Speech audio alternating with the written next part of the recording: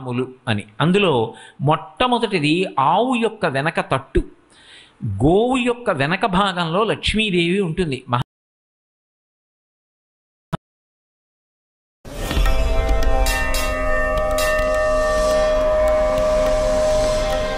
లక్ష్మి ఎక్కడ ఉంటుంది అంటే 5 స్థానాలు చెప్పింది శాస్త్రం. ఈ 5 కూడా లక్ష్మీ స్థానములు అని. అందులో మొట్టమొదటిది ఆవు యొక్క వెనక తట్టు.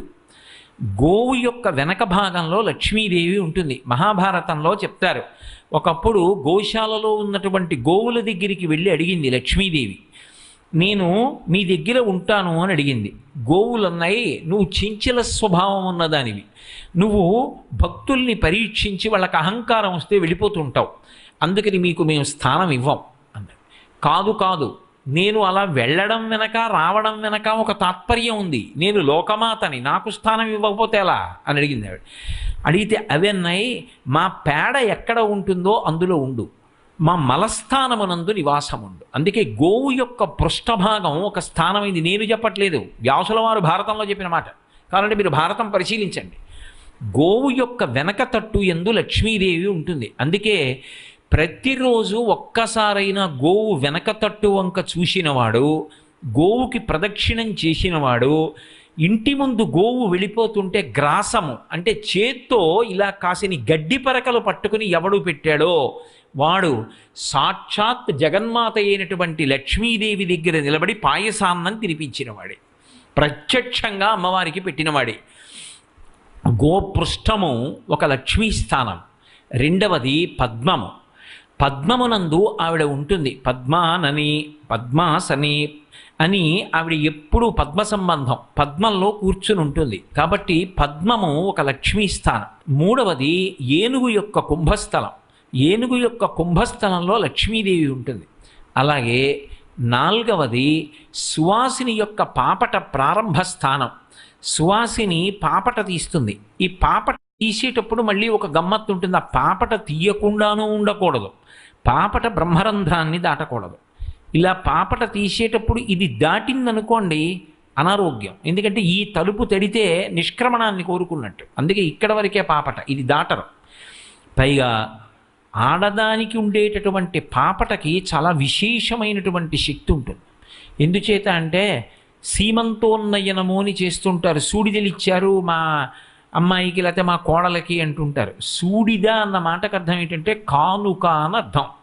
సూడిద ఇచ్చిన ఇచ్చుకాక ఆ మతకరివేలు తగిలి మముతలంపగ నిలయచ్చటన్ అంటుంది సత్యభామ నందితిమ్మన గారి పారిజాతాపహరణంలో. సూడిద అంటే కానుక. ఎవరివ్వాలి సూడిద? సూడిదలంటే ఇన్ని కిలోలు మధుర పదార్థాలు తేవడం అని కాదు. సూడిద అన్న మాటకు అర్థం ఏమిటంటే కానుక ఇవ్వడం. ఎవరివ్వాలి కానుక అంటే ఆ కానుక మొదట ఇవ్వవలసిన వాడు ఎవరంటే మామగారు ఇస్తారు. ఎందుకు ఇస్తారంటే, అమ్మా ఎక్కడో పుట్టావు, ఎంత ప్రేమగా పెంచాడో నీ తండ్రి, నా ఇంటి కోడలి అయ్యావు, తల్లిని వదిలిపెట్టేశావు, తండ్రిని వదిలిపెట్టేశావు, నా యందు అన్నీ చూసి నేను తండ్రినని తల్లినని నేను సంరక్షకుణ్ణని నా ఇంటి పెద్దరికంలో నీకు శాంతి లభిస్తుందని నేను చక్కదిద్దుతానని నిన్ను ప్రేమగా నా కొడుకుతో సంతోషంగా నువ్వు జీవనం చేసేటట్టు నీ చెయ్యగలనని నన్ను నమ్మి నా ఇంటికి వచ్చావు, నా వంశాన్ని నిలబెడుతున్నావు. ఎంత కష్టపడబోతున్నావో పిచ్చి తల్లి, మృత్యు సదృశమైన వేదనని పొందుతావు. పొంది రేపు మనవడు పుడితే నా వంశం నిలబడింది, మనవరాలు పుడితే 21 తరాల్ని తరింపచెయ్యగలిగిన లక్ష్మిని నా చేతికి అందిస్తున్నావు. అమ్మా నేను నీకేమి ఇవ్వను, నీకు నేను సూడిదిస్తాను. సూడిద అంటే కానుకిస్తానని మొట్టమొదటి కానుక ఇచ్చే అధికారం ఎవరిది అంటే మామగారిది. మామగారు కానుకివ్వాలి. మామగారు కానుకిచ్చాక వరుడు గణపతి హోమం చేస్తాడు. వరుడు అంటే నా ఉద్దేశం భర్త గణపతి హోమం చేసి అడవి పంది ముళ్ళు తీసుకొచ్చి దాన్ని ఇంట్లో పెట్టరు. అడవి పంది ముళ్ళుని ఎక్కడో ఉంచాలి. ఉంచి ఇంటికి తీసుకొచ్చి ఆయన పాపట తీయాలి. ఆమె పాపట తీసే దగ్గర పాపట తీసి బ్రహ్మరంధ్రం వరకు తీసి జుట్టు 2 పక్కల పాయలుగా తీసి వెనక ముడి వేస్తాడు. అది సీమంతోన్నయనము అన్న మాటకు అర్థం. సీమాంతము అంటే పాపట ఇక్కడ వరకు, ఇది అంతము, ఇది దాటదు. ఉన్నయనము అంటే అక్కడ వరకు పాపట తీసి జుట్టు ఎత్తి ముడివేయుట. అలా కానీ పైకెత్తితే, అలా భర్త కడితే, మామగారు కానుకిస్తే అది సూడిద, అది సీమంతోన్నయం.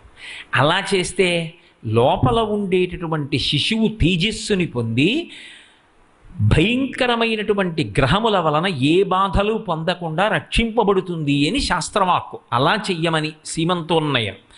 సరే, కాబట్టి ఇప్పుడు ఆ పాపటకి అంత ప్రత్యేకత ఉన్నది.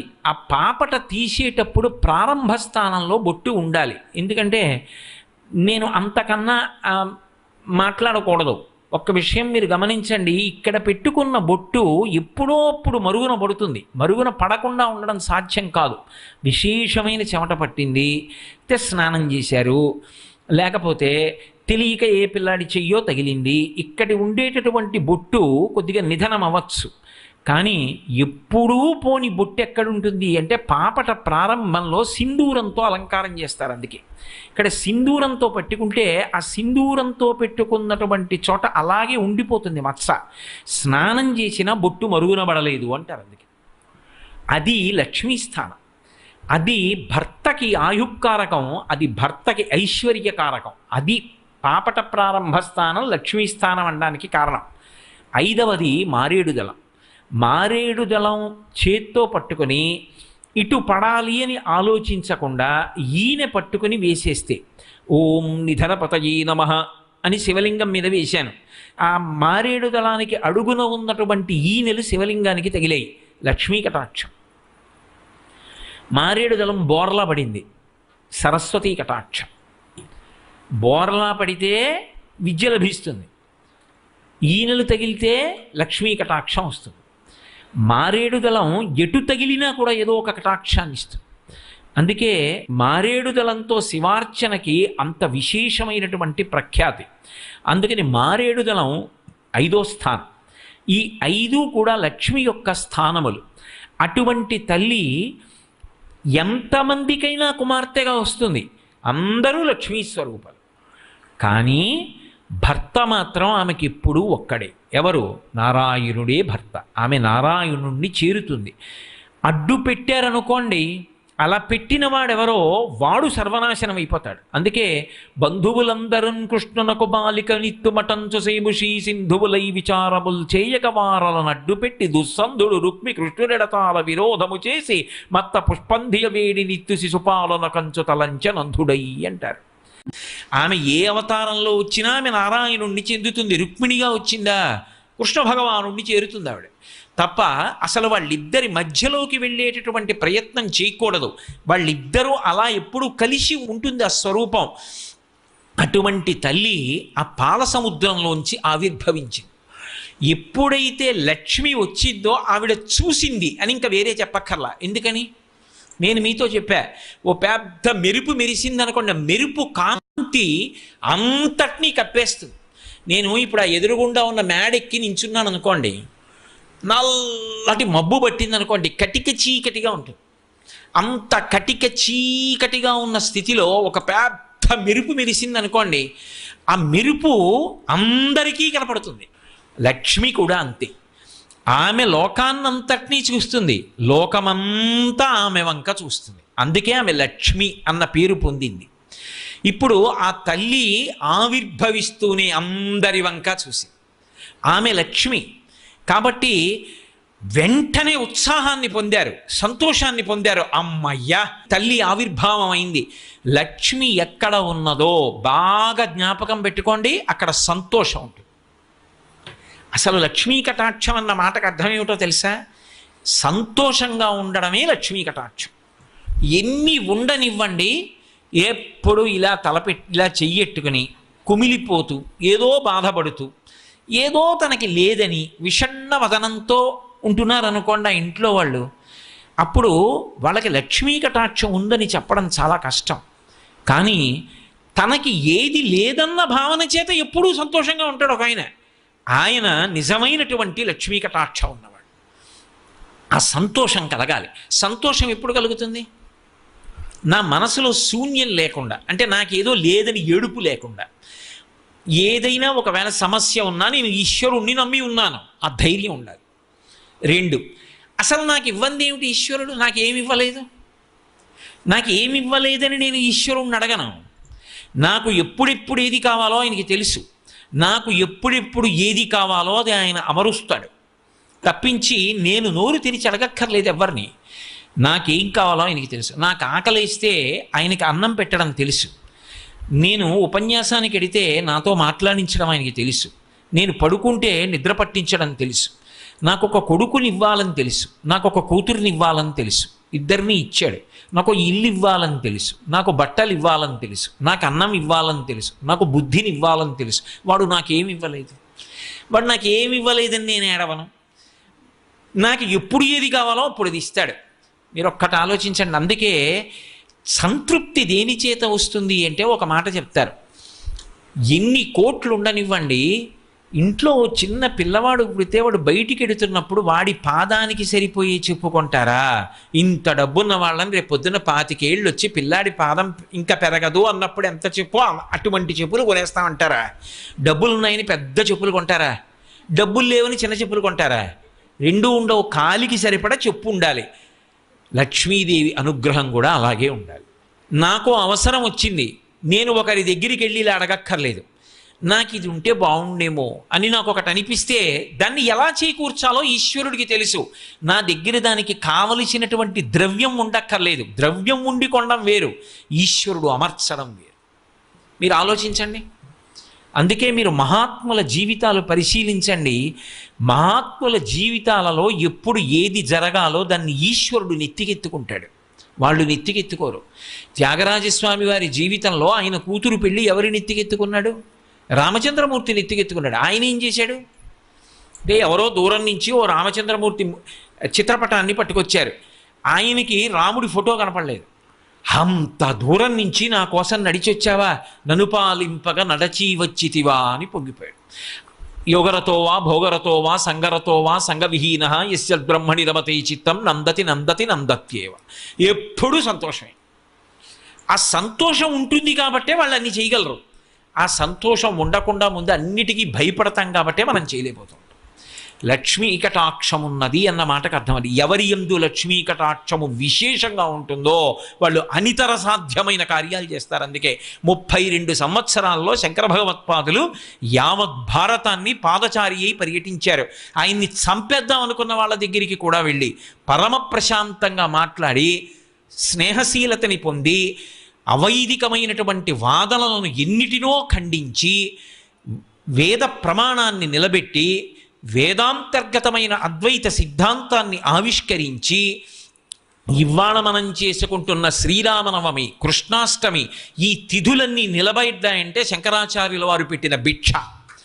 అంతటి మహానుభావుడే ఎన్ని స్తోత్రాలు ఇచ్చారు, ఎన్ని ప్రకరణాలు ఇచ్చారు, ఎన్ని గ్రంథాలు ఇచ్చారు, ప్రస్థానత్రయానికి భాష్యం ఇచ్చారు, ఎంత తపస్సు చేశారు, ఎంత త్యాగశీలి అయి నిలబడ్డారు. 32 సంవత్సరాల వయస్సులో శంకర భగవత్పాదులు ఇన్ని విషయాలు సాధించగలిగితే ఆయన కన్నా లక్ష్మీదేవి అనుగ్రహం ఉన్నవాడు ఇంకొకడు ఉన్నాడని చెప్పడం సాధ్యం అవుతుందా? అసలు నిత్యోత్సాహి భంగధర వ్యాధి వచ్చి కట్టుకున్న పంచ 10 నిమిషాల్లో నెత్తురితో తడిసిపోడుతున్నా సరే అంతే సంతోషంగా ఉండగలిగేవారు. ఆయన లక్ష్మీ కటాక్షం ఉన్నవాడు. ఆఖరికి సింహిక ఎదురొచ్చిన సొరస ఎదురొచ్చి నిన్ను నేను తినేస్తానన్నా సరే ప్రహృష్టవదన శ్రీమాన్ ఇదం వచనమబ్రవీత్ అంటారు హనుమ గురించి సుందరకాండలో. పరమ సంతోషంగా మాట్లాడతారు, తప్ప బెంగపెట్టుకోరు. అలా ఎవరు నిలబడగలడు అంటే అది ఒక్క పిల్లవాడికి చెందుతుంది, భక్తుడికి చెందుతుంది. పిల్లవాడు ఉన్నాడు అనుకోండి, వాడిని అకస్మాత్తుగా నేను సముద్రం దగ్గరికి తీసుకెళ్ళి గురే పెద్ద బొబ్బ అన్నాను అనుకోండి, వాడు ఇలా చూసి అప్పటిదాకా పెద్ద బొబ్బ అని అడిగినవాడు అదేరా పెద్ద బొబ్బ అంటే నేను ఎత్తుకోక్కర్లేదు, వాడే కరిచేసుకుంటాడు, గట్టిగా కరిచేసుకుని కంఠం పట్టేసుకుంటాడు. నేను పట్టుకోక్కర్లేదు, ఎందుకని వాడికి భయం ఆ సముద్రాన్ని చూస్తే. కానీ వాడికి ఊరటేమిటి? తాతగారు ఉన్నారు, ఆయన నన్ను అందులోకి వదలరు, అది వాడి ధైర్యం. భక్తుడికి కూడా ధైర్యము సంతోషము ఎక్కడంటే నేను నమ్ముకున్నవాడు ఉన్నాడు, వాడు ఉండగా నేను ఎందుకు పాడైపోతాను. అందుకే వాడికి ఏడవడానికి కారణం ఉండదు.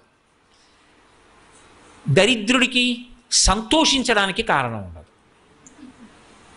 ఎన్ని ఇవ్వండి, వ్యాప్తిం పొందక వగవక ప్రాప్తంబకు లేశమైన 10,000ను చుంతృప్తించందని మనుజుడు సప్తద్వీపములనైన చక్కంబడునే అంటారు పోతన గారు భాగవతంలో. తృప్తి తృప్తి, సంతోషము, లక్ష్మీ కటాక్షము, అనుగ్రహము పొందినటువంటి వాడికి తృణం దొరకనివ్వండి, ఎంత సంతోషం! ఈశ్వరుడిచ్చాడు, పొంగిపోతాడంతే. అది ఆ మనసులో సంతోషం లేనివాడు 7 ద్వీపాలు రాసి ఇచ్చేయండి, ఇంకా వాడు దేనికో ఏడుస్తుంటాడు. ఆ రాసి ఇచ్చిన వాడు చొక్కా నాకు ఇచ్చేయలేదని ఏడుస్తాడు. వాడిని ఎవడు బాగు చేయగలడు? తృప్తి కలిగిన వాడిని పాడు చేయగలిగిన వాడు లేడు, అసంతృప్తితో ఉన్నవాడిని ఉద్ధరించగలిగిన వాడు లేడు. కాబట్టి అన్నిటికన్నా పెద్ద లక్ష్మి ఏది అంటే అసలు ఆ ఉత్సాహమే. అందుకే తల్లి క్షీరసాగరంలోంచి ఆవిర్భవించింది అనేటప్పటికీ అందరిలో ఆ సంతోషము ప్రకటనమైంది. ఇప్పటిదాకా నిరుత్సాహంగా ఉండిపోయినటువంటి వాళ్ళందరూ పరమానందాన్ని పొందారు. ఆ తల్లి బయటికి వచ్చింది అనేటప్పటికీ స్నానం చెయ్యాలి. ఎందుకు ఈ స్నానానికి ఇంత గొప్పతనం అంటే, లక్ష్మీదేవి విషయంలో ఆమె అనుగ్రహం కలగడానికి ఒక లక్షణాన్ని శ్రీ సూక్తంలో కూడా లక్ష్మీర్ దివ్యైర్ గజేంద్రై అని ఆ బంగారు కలశలతో నీళ్లు పట్టుకుని అభిషేకం చేస్తున్నటువంటి స్థితిలో ఆ బట్ట తడిసి ఉన్నటువంటి లక్ష్మీదేవిని వర్ణిస్తారు. శంకరాచార్యుల వారు కూడా ఆ కనకధారాస్తవం చేస్తూ దిగ్గస్థిభి కనక కుంభముఖావసృష్ట స్వవాహిని విమలచారు జలప్లుతాంగీం ప్రాతర్నమామి జగతాం జననీమశేషలోకాధినాథ గృహిణీం అమృతాభిపుత్రీం అంటారు. ఆ దిగ్గజములు తీసుకొచ్చి తమ తొండములతో నీళ్లు పోస్తుంటాయి, ఆకాశగంగా జలాలు తీసుకొచ్చి స్వర్ణపాత్రలతో అభిషేకం చేస్తుంటాయి. ఆ అభిషేకం చేస్తున్నప్పుడు తడిసినటువంటి బట్టతో కూర్చున్నటువంటి తల్లిని జగన్మాతని మాతృభావనతో ఎవడు చూస్తాడో వాడికి సమస్తమైన దురితములు నశించి ఐశ్వర్యం కలుగుతుంది. అందుకే తల్లి అభిషేకానికి అంతటి ప్రత్యేకమైన ప్రతిపత్తి ఉంది. అందుకు శ్రీ సూక్తం కూడా నేను ఏ తల్లిని ఆరాధిస్తున్నాను అంటే లక్ష్మీర్ దివ్యైర్ గజేంద్రైర్ మణిగణకచితై స్థాపిత హేమకుంభై నిత్యం సా పద్మహస్తాం అమవసతు గృహే సర్వమాంగళ్యయుక్తాం లక్ష్మీం క్షీరసముద్రరాజతనయాం శ్రీరంగధామీశ్వరీం దాసీభూత సమస్త దేవ వనితాం లోకైక దీపాంకురాం అంటుంది. అటువంటి తల్లి కనుక ఆమె స్నానము లోకములకన్నింటికీ కూడా అనుగ్రహాన్ని వర్షిస్తుంది. బాహ్యంలో నేను స్నానం చేశాననుకోండి, నాకు శౌచము సిద్ధిస్తుంది.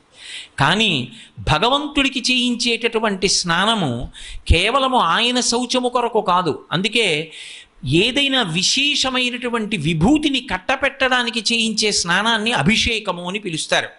ఏదో ఒక ఆయనకి రాజదండాన్ని చేతిలో పెట్టి విష్ణు అంశని ప్రవేశపెడుతున్నారనుకోండి, నా విష్ణు పృథివీపతి, విష్ణువు యొక్క అంశ లేనివాడు పృథివీపతి చక్రవర్తి మహారాజు కాలేడు. ఆ విష్ణు తత్వాన్ని, ఆ విష్ణువు యొక్క అంశని ప్రవేశపెట్టాలి అంటే పట్టాభిషేకము అంటారు. అంటే కొన్ని మంత్రభాగములను సమన్వయం చేస్తూ ఆ ప్రధాన కలశలో ఉండేటటువంటి జలాల చేత అభిషేకం చేస్తారు. మంత్రములతో కలిపి ఒక గొప్ప శక్తిని ప్రవేశపెట్టడానికి చేయించేటటువంటి స్నానం వేరు మనుష్యులకు. అది ఓ పట్టాభిషేకంలో చేస్తారు. ఓ సన్యాసాశ్రమం ఇస్తున్నారనుకోండి, సాలగ్రామం తల మీద పెట్టి నీళ్లు పోస్తారు. అది ఒక ప్రత్యేకమైనటువంటి స్నానం. ఒక్కొక్కసారి ఒక్కొక్క రకమైనటువంటి స్నానము చేత దివ్యశక్తులను కల్పిస్తారు భగవంతుడికి. అందుకు కాదు, లౌకికంగా మనం ప్రతిరోజు చేసే స్నానం శౌచసిద్ధి కొరకు చేస్తాం. బాహ్యమునందు శౌచం, ఆంతరమునందు భగవన్నామముల చేత స్నానాన్ని అనుసంధానం చేస్తే దాని చేత ఆంతర శౌచము కలుగుతుంది అని. కానీ అమ్మవారికి స్నానం చేయించడం ఆమెకేదో శుద్ధి లేదనో లేకపోతే స్నానం చేస్తే శౌచం వస్తుందనో కాదు. ఆమెకి స్నానం చేయిస్తున్నాము అంటే కేవలము ఆమెకి ఆ అభిషేక మంత్రముల చేత జరుగుతున్నటువంటి స్నానము చేత లోకమంతా కూడా చల్లబడుతుంది. శివాభిషేకం జరిగింది అంటే శివలింగం చల్లబడితే లోకం ఎలా చల్లబడుతుందో అలా ఆ తల్లికి జరిగిన అభిషేకము చేత లోకమంతా చల్లబడుతుంది. చల్లబడ్డం అంటే నాకు అవసరం ఉంది, కోర్కె కాదు, అవసరం. ఆ అవసరం తీరలేదు. సాధారణమైన ఒక ధర్మబద్ధమైన విషయాన్ని ఆవిష్కరించడానికి ఉదాహరణ చెప్తున్నాను. నాకు ఓ కొడుకు పుట్టాలని కోరికుంది ఒక ఆయనకి. అది దోషమేం కాదు. వంశవృద్ధి కొరకు తన తర్వాత కూడా సింహాసనానికి నీరాజనం ఇచ్చేవాడు ఉండాలని, ఓ కొడుకు కలగాలని కోరుకున్నాడు. ఇప్పుడు అది అవసరం. వంశాభివృద్ధి కొరకు కాదు, ధర్మపత్నిని స్వీకరించాడు ధర్మ ప్రజాపత్యర్థం అని. ఆ కొడుకు కలగాలన్న కోరిక తీరనంత కాలం లోపల వేడి. ఇప్పుడు ఆ కొడుకు పుట్టాడు, కోరిక తీరిపోయింది, అమ్మాయి నా మనసు చల్లపడిందండి అంటాడు. ఇప్పుడు అందరి మనసులు చల్లబడ్డాం అంటే అందరి అవసరాలు తీరడం ఎక్కడి నుంచి వస్తుంది అంటే తల్లి అభిషేకంలోంచి వస్తుంది. అందుకే లక్ష్మి ఆవిర్భవించింది అంటే వీళ్ళందరూ వచ్చి వరుసగా సాష్టాంగ నమస్కారాలు చేయలేదు, లేకపోతే ఆవిడ మీద స్తోత్రాలు చేయలేదు. మొట్టమొదట ఏది చేశారు అంటే ఆవిడికి అభిషేకం చేయించారు. పోతన గారు మహానుభావుడు. పోతన గారికి శ్రీ విద్యా సంప్రదాయం తెలియదు అనుకుంటే అంతకన్నా సాహసం ఇంకొకటి లేదు. వారు ఏదైనా ఒక విషయాన్ని రచన చేశారు అంటే అందులో నిగూఢమైనటువంటి తత్వాన్నంతటినీ ఆవిష్కరిస్తారు. అందుకే ఆ తల్లి అభిషేకానికి అంతటి ప్రాధాన్యత. ఇప్పుడు ఆ తల్లి అభిషిక్తురాలైతే ఇంద్రుడు మళ్ళీ తిరిగి రాజ్యాన్ని పొందుతాడు. అందుకే త్వరపడిన వాడెవరంటే ఇంద్రుడు. మళ్ళీ ఉత్సాహం వచ్చింది ఆవిడ రాగానే. ఆవిడ కాంతి తళుక్కని మెరవగానే ఉత్సాహాన్ని పొందాడు. గబగబా వెళ్ళి రత్నములు పొదగబడినటువంటి పీఠాన్ని తీసుకొచ్చి అమ్మవారి స్నానానికి సమర్పించాడు. సమర్పించగానే దేవతల యొక్క భార్యలందరూ గబగబా వెళ్ళి తీర్థజలాలన్నిటినీ కూడా తీసుకొచ్చి బిందెలలో సిద్ధం చేశారు. అందులో పల్లవములను ఉంచాలి. మర్యాకు మొదలైనటువంటి పల్లవములను తీసుకొచ్చి ఉంచుతారు. మీరు దేవీ భాగవతం చదివితే అందులో అమ్మవారి యొక్క కలశలలో పెట్టేటటువంటి పల్లవములను గురించి వర్ణిస్తారు. భూదేవి లేచి ఆ స్నాన కలశలో ఉంచవలసినటువంటి పల్లవములను ఇచ్చింది. గోవులు అమ్మవారి అభిషేకంలో వాడవలసినటువంటి పాలు, పెరుగు, నెయ్యి మొదలైనటువంటి పదార్థములను తీసుకొచ్చి ఇచ్చాయి. అలాగే నాగులు తేనె తీసుకొచ్చి ఇచ్చారు. గంధర్వకాంతలు నృత్యం చేశారు. గంధర్వులు పాటలు పాడారు. మేఘములు గొప్ప ఆ మంగళధ్వనులను చేశాయి. అందరూ ఇంత కోలాహలాన్ని ఎందుకు ప్రకటించారు అంటే ఆ తల్లి అభిషేకమునకు అంత ప్రశస్తి ఉంది, అంత గొప్పతనం ఉంది. అందుకే అందరూ అన్నీ అమర్చారు. అమర్చిన తర్వాత తల్లికి అభిషేకం జరిగింది. అభిషేకం జరిగిన తర్వాత కట్టంగ పచ్చని పట్టుపుట్టపుతోయి ముదితకు తెచ్చి సముద్రుడిచ్చే. మరి క్షీరసాగరం తండ్రి కదూ, తన కూతురు ఇప్పుడు అవతారంలో తనకి కుమార్తెగా వచ్చింది. తానెంత అదృష్టాన్ని పొందాడు. క్షీరాబ్ధితనయ అని పిలుస్తున్నారు. ఇప్పుడు తనకు ఒక యశస్సు, ఒక కీర్తి లభించింది. అందుకే ఆవిడ కట్టుకోవలసినటువంటి పచ్చని పట్టుపుట్టాన్ని గబగబా వెళ్ళి ఆ పాల సముద్రం, ఆ క్షీర సముద్రం తీసుకొచ్చి ఆవిడికి సమర్పించింది. కాబట్టి కట్టంగ పచ్చని పట్టుపుట్టపు దోయి ముదితకు తెచ్చి సముద్రుడిచ్చే. దిగ్గజములన్నీ కూడా గంగాజలాల్ని తీసుకొచ్చి తమ తొండములు జాపి ఆ కలశములతో అమ్మవారికి అభిషేకం చేస్తున్నాయి. ఆమె ఆవిర్భవించినటువంటి ఉత్తర క్షణంలో దేవతలందరూ కూడా పరమ ప్రశాంతతని పొందారు. తిరిగి వారికి ఐశ్వర్యము లభించింది అన్న మాట ఇంకా వేరుగా చెప్పవలసిన అవసరం లేదు. ఎప్పుడైతే ఆ తల్లి మళ్ళీ క్షీరసాగరంలోంచి ఆవిర్భవించిందో ఎవరెవరు లక్ష్మీ కటాక్షమునకు పాత్రులో వాళ్ళందరూ లక్ష్మీ కటాక్షాన్ని పొందారు. తల్లికి అభిషేకం జరిగింది. అభిషేకం జరిగిన తర్వాత కట్టంగ పచ్చని పట్టుపుట్టపుతోయి ముదితకు తెచ్చి సముద్రుడిచ్చే. మరి క్షీరసాగరం తండ్రి కదూ, తన కూతురు ఇప్పుడు అవతారంలో తనకి కుమార్తెగా వచ్చింది. తానెంత అదృష్టాన్ని పొందాడు. క్షీరాబ్ధితనయ అని పిలుస్తున్నారు. ఇప్పుడు తనకు ఒక యశస్సు, ఒక కీర్తి లభించింది. అందుకే ఆవిడ కట్టుకోవలసినటువంటి పచ్చని పట్టుపుట్టాన్ని గబగబా వెళ్ళి ఆ పాల సముద్రం, ఆ క్షీర సముద్రం తీసుకొచ్చి ఆవిడికి సమర్పించింది. కాబట్టి కట్టంగ పచ్చని పట్టుపుట్టపు దోయి ముదితకు తెచ్చి సముద్రుడిచ్చే. దిగ్గజములన్నీ కూడా గంగాజలాల్ని తీసుకొచ్చి తమ తొండములు జాపి ఆ కలశములతో అమ్మవారికి అభిషేకం చేస్తున్నాయి. ఆమె ఆవిర్భవించినటువంటి ఉత్తర క్షణంలో దేవతలందరూ కూడా పరమ ప్రశాంతతని పొందారు. తిరిగి వారికి ఐశ్వర్యము లభించింది అన్న మాట ఇంకా వేరుగా చెప్పవలసిన అవసరం లేదు. ఎప్పుడైతే ఆ తల్లి మళ్ళీ క్షీరసాగరంలోంచి ఆవిర్భవించిందో ఎవరెవరు లక్ష్మీ కటాక్షమునకు పాత్రులో వాళ్ళందరూ లక్ష్మీ కటాక్షాన్ని పొందారు. ఆవిడ ఆవిర్భవించింది అనేటప్పటికీ రాక్షసులలో నిష్కారణంగా భయం బయలుదేరింది. ఎందుకని అంటే ఎవరు ఆ పాత్రతని పొందని వారో వారి నుండి లక్ష్మి వెళ్ళిపోవడం ప్రారంభమవుతుంది. అందుకే ఆ తల్లి ఆ పాల సముద్రంలోంచి పైకొచ్చి ఆ శ్రీ మహావిష్ణువు యొక్క వక్షస్థలాన్ని తన యొక్క నివాస స్థానంగా వరించి తన మెడలో ఉన్నటువంటి వైజయంతిమాల ఆయన మెడలో అలంకారం చేసి ఆయనకి పత్ని అయింది. ఇందులో ఒక చమత్కారం ఉంటుంది. లక్ష్మీదేవికి శ్రీ మహావిష్ణువు ఇచ్చినటువంటి స్థానం వక్షస్థలం, ఆమె కూర్చున్న స్థానం పాదముల దగ్గర. ఎప్పుడూ ఆయన పాద సంవాహనం చేస్తుంటుంది. లక్ష్మీ మహీత ధనురూప నిజానుభావ నీళాది దివ్య మహిషీకర పల్లవానాం ఆరుణ్య సంక్రమణత కిలసాంధ్ర రాగౌ శ్రీ వెంకటేశ చరణౌ శరణం ప్రపద్యే అంటుంటాం కదా ప్రపత్తిలో. ఆ తల్లి ఎప్పుడూ పాద సంవాహనం చేస్తూ ఉంటుంది. కానీ శ్రీ మహావిష్ణువు ఆమెని తన గుండెల్లో పెట్టుకున్నాడు. ఎందుకని?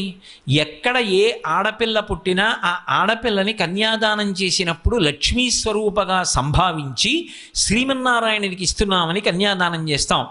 పతిని అనుగమించినటువంటి స్త్రీ భర్త యొక్క గుండెల్లో స్థానాన్ని పొందుతుంది సుమా అని చెప్పడానికి లక్ష్మీదేవి ఉదాహరణ. 2, ఆమె దయాస్వరూపిణి. అందుకే వేదాంత దేశికులు ఆవిడ మీద శతకం చేస్తే ఇక లక్ష్మీ శతకము అని చెప్పలేదు, దయాశతకము అన్న పేరుతో శతకం చేశారు. ఇప్పటికీ అలివేలు మంగాపురం వెడితే దయాశతకంలో శ్లోకాలు చదువుతుంటారు అమ్మవారికి అలంకారం చేస్తున్నప్పుడు. ఆ వేదాంత దేశికులు ఆవిడ్ని దయాస్వరూపిణి అని పిలిచారు. మీరు చూడండి, ఆయనకి దయ లేదండి అన్నప్పుడు అంత పని అలా చేశాడండి, దయలేదు అని ఇలా అనరు. లేకపోతే దయలేదండి అని కాళ్ళు చూపించరు, దయలేదండి పొట్ట చూపించరు. అంత దారుణంగా ఎలా ప్రవర్తించారండి, దయలేదు అని ఇలా చూపిస్తారు. దయ గుండెల్లో ఉంటుంది. ఈశానాం జగతోస్య వెంకటపతేర్విష్ణోహ పరాం ప్రేయసీం తద్వక్షస్థల నిత్యవాసరసికాం తక్షాంతి సంవర్ధినీం పద్మాలంకృత పాణిపల్లవయుగాం పద్మాసనస్తాం శ్రియం వాత్సల్యాది గుణోజ్వలాం భగవతీం వందే జగన్మాతరం అని. ఆమె బిడ్డలందరి పట్ల పొంది ఉన్నటువంటి వాత్సల్యం అది. ఆయన యొక్క దయయే లక్ష్మీదేవిగా పిలవబడుతుంది. అందుకే ఆయన గుండెల్లో స్థానాన్ని పొందింది ఆ తల్లి. పరాశర భట్టర్లు శ్రీగుణరత్న కోశం చేస్తూ అంటారు, ఉల్లాస పల్లవిత పాలిత సప్తలోకి నిర్వాహకో రకిత నీమకటాక్షలీలాం శ్రీరంగ హర్మ్య తలమంగళ దీపరేఖాం శ్రీరంగరాజ మహిషీం శ్రియమాశ్రయామహ అంటారు.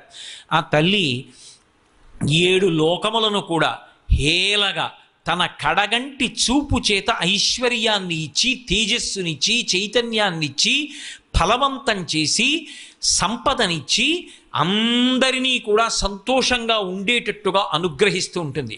దానికి ఆవిడ ఏదో పెద్ద కష్టపడిపోవలసిన అవసరం లేదు.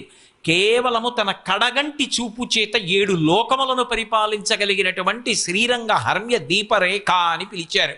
అందుకే ఉల్లాస పల్లవిత పాలిత సప్తలోకి నిర్వాహకోరకిత నీమకటాక్షలీలాం శ్రీరంగ హర్మ్య తలమంగళ దీపరేఖాం శ్రీరంగరాజ మహిషీం శ్రియమాశ్రయామహ, నిన్ను నేను ఆశ్రయిస్తున్నాను అంటారు. ఆ తల్లి గురించి చెప్తూ శంకర భగవత్పాదులు సౌందర్యలహరిలో మాట అంటారు, సకృన్నత్వా నత్వా అంటారు. ఆమె అనుగ్రహము ఎక్కడ పరిపుష్టమై ఉంటుంది అంటే పాత్రత ఉన్న చోట. పాత్రత అంటే ఎవరు సద్గుణ శోభితుడై ఉంటాడో, ఎవడు మంచి సంస్కారవంతుడై ఉంటాడో, ఎవడు నిరంతరము మనసులో ఆర్ద్రత భక్తి కలిగి ఉంటాడో అటువంటి వాడికి ఆ తల్లి యొక్క అనుగ్రహము పరిపుష్టమై ఉంటుంది. పరమ సంతోషంగా ఆయన దేని గురించి బెంగపెట్టుకోవలసిన అవసరం ఉండదు, ఆమె అనుగ్రహిస్తుంది. అందుకే మీరు చూడండి, ఆర్తో జిజ్ఞాసుర్ అర్ధార్థి జ్ఞానీచ భరతర్షభ. అర్ధార్థి అన్న మాట రావాలి, నాకు డబ్బు కావాలి అన్నమాట ఏమిటి? ఆర్తో, ఆర్తి కలిగి ఉన్నాడు, అందులోకి అన్నీ వెళ్ళిపోలేదా? ప్రాణం కావాలి ఆర్తి, డబ్బు కావాలి ఆర్తితో పిలిచాడు. మళ్ళీ అర్ధార్థి ఎందుకు వచ్చింది? అర్ధార్థి అంటే కూడబెట్టుకోవడానికి డబ్బు అడిగిన వాడు కాడు. ఏదో తీసుకొచ్చి ఊరికే కూడబెట్టి అదంతా కూడా తాను అనుభవించాలని విర్రెక్కిపోయి ఆఖరికి తనతో పట్టుకెళ్ళేది లేక ప్రాణం విడిచిపెట్టేవాడి విషయంలో అన్వయం అవదు.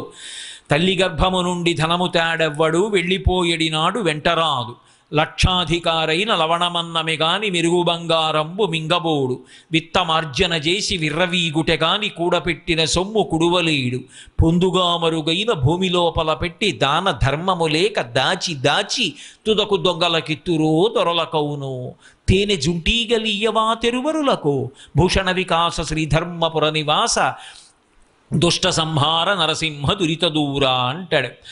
ఆ తేనె పట్టు కట్టినప్పుడు తేనెటీగలు ఎంతో కష్టపడి మైనం తెచ్చి చెట్టుకు పట్టు కట్టి అన్ని చోట్లకి వెళ్ళి ప్రతి పువ్వు మీద వాలి చుక్క చుక్క తేనె తీసుకొచ్చి గదులు నింపి మైనంతో మోస్తాయి. పట్టంతా తేనెతో నిండిందని తెలుసుకున్నవాడు ఒకడు చూసి గబగబా వచ్చి తేనె పట్టు కింద 4 ఎండాకులు 4 పచ్చాకులు వేసి అగ్నిహోత్రం వెలిగిస్తాడు. అందులోంచి వచ్చిన వేడికి పొగకి తేనెటీగలన్నీ దూరంగా పారిపోతాయి. వీడి చెట్టెక్కి పట్టు కిందకి దింపి పిండి అందులో ఉన్న తేనె తాగి వెళ్ళిపోతున్నాడు.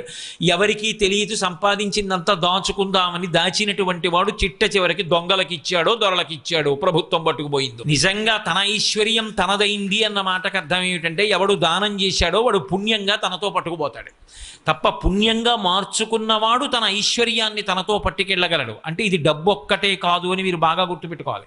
నేను తరచుగా ఈ మాట మీతో ప్రస్తావిస్తున్నా. నాకో 4 మాటలు చెప్పగలిగిన శక్తి ఉందనుకోండి, పరమ సంతోషంగా దాన్ని తపస్సుగా స్వీకరించి ఒక 2 గంటలు ఇవాళ నా జీవితంలో నాకు పరమేశ్వరుడు ఇచ్చినటువంటి వాక్కు ఆయన గురించి చెప్పుకోవడానికి పనికొచ్చిందని నేను వెళ్ళిపోయాను అనుకోండి. అది నేను నాకు పరమేశ్వరుడిచ్చిన శక్తిని పుణ్యంగా మార్చుకున్నాను. ఈశ్వరుడు నాకు కొంత డబ్బు ఇచ్చాడు, ఓ దేవాలయం కట్టారు. ఇప్పుడు మీ డబ్బుని పుణ్యంగా మార్చుకున్నారు. నాకు ఈశ్వరుడు కొంత బలాన్ని ఇచ్చాడు, నేను పల్లకి పట్టుకున్నాను, నాకు ఇచ్చిన బలాన్ని పుణ్యంగా మార్చుకున్నాను. ఉండిపోతుందా ఏమి బలం శరీరంలో? అలా ఏం ఉండిపోదు. కొంతకాలం అయిపోయిన తర్వాత అది పోతుంది. ఏదో దూర్జడి చెప్పినట్టు దంతంబుల్ పడనప్పుడే తనువుయం దారూఢియున్నప్పుడే కాంతాసంఘము రోయనప్పుడే జరాక్రాంతంబు కానప్పుడే వింతల్ మేన చరించునప్పుడే కురుల్ వెల్వెల్ల కానప్పుడే చింతింపన్వలమీ పదాంబుజములను శ్రీకాళహస్తీశ్వర అంటాడు. ఒంట్లో ఓపిక అయిపోయిన తర్వాత నేను రిటైర్ అయిపోయిన తర్వాత ఇట్లాంటి వాటికి అన్నింటికీ వస్తానండి అంటే 60 ఏళ్ళు దాటిపోయిన తర్వాత నువ్వు వచ్చేదేవిడు పల్లకి పట్టుకునేదేవిడు, నువ్వే తూలిపడిపోతావు. ఒంట్లో ఓపిక ఉండగా చెయ్యాలి. ఆ ఓపిక శాశ్వతంగా ఉంటుందా ఏమి?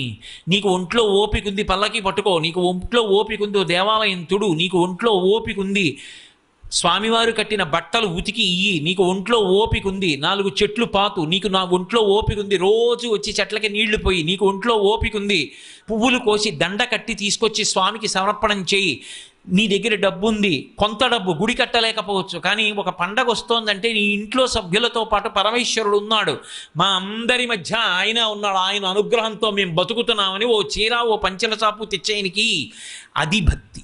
వాడు ఉన్నాడు అన్న నమ్మకం, ఆ నమ్మకంతో మనకి ఈశ్వరుడు ఏది ఇచ్చాడో దాన్ని వెచ్చించడం, పుణ్యంగా మార్చుకుని మనతో పట్టుకెళ్ళడానికి అవకాశం. అంతేకాని ఇక్కడ ఉండిపోయినదంతా మనతో వచ్చేస్తుంది అనుకుంటే భ్రాంతి. అరిహే మనతో ఏ కారణం చేత రాదు, ఇక్కడే వెళ్ళిపోయినవాడు వెళ్ళిపోయినవాడే. తనతో వచ్చేది ఒక్కటి ఉండదు, మార్చుకోవడంలో ఉంటుంది. అటువంటి సద్గుణోపేతుడు అంటే భగవంతుడిచ్చినది భగవంతుడికి తిరిగి ఇవ్వాలి. ఈ భావనతో ప్రయత్నిస్తున్నవాడు ఎవరుంటాడో, అలా బ్రతుకుతున్నవాడు ఎవరుంటాడో. అందుకే మీరు ఒకటి బాగా గుర్తుపెట్టుకోండి, భక్తి అన్న మాటకు అర్థం కేవలంగా దేవాలయానికి ప్రదక్షిణాలు చేయడం, దేవాలయానికి పువ్వులు పత్రి వేసి పూజ చేయడం, లేకపోతే ఇంట్లో పూజ చేయడం కాదు. అంతకన్నా ఇంకా పై స్థాయి భక్తి పండడం. ఆ భక్తి అన్న మాటకు అర్థం ఆయన యందు ప్రేమ. ఆయన ఉన్నాడన్న మాట ఒకటి ఒప్పుకుంటే కదా, ఆయన ఉన్నాడు అన్న మాట ఒప్పుకున్నది నిజమైతే, ఆయనకి నేను చేరు అవ్వాలి అని కోరుకుంటే నిజానికి నేను చెయ్యవలసింది ఏమిటి? ఆయన చెప్పినట్టు బ్రతకాలి. ఆయన ఏది చెయ్యమన్నాడో అది చెయ్యాలి, ఆయన ఏది చెయ్యొద్దన్నాడో అది చెయ్యకుండా ఉండగలగాలి. నేను ఆయన చెయ్యొద్దన్న పని చేస్తే రేపు నన్ను చూసి ముఖం తిప్పుకుంటాడు, నాకు ఇది అక్కర్లేదు ఆయన కావాలి. ఆయన అనుగ్రహం ఉందా నాకు ఏదైనా దొరుకుతుంది. ఆయన ముఖం తిప్పుకున్నాడా నేను తెచ్చుకున్నది ఏది నాకు నిలబడదు. అందుకే భక్తి యందు 2 విరుద్ధ లక్షణాలు ఉంటాయి. భక్తి వలన భయం ఉంటుంది, భక్తి వలన ధైర్యం ఉంటుంది. ధైర్యంగానూ భయంగానూ ఒకేసారి ఉండడం కుదరదు.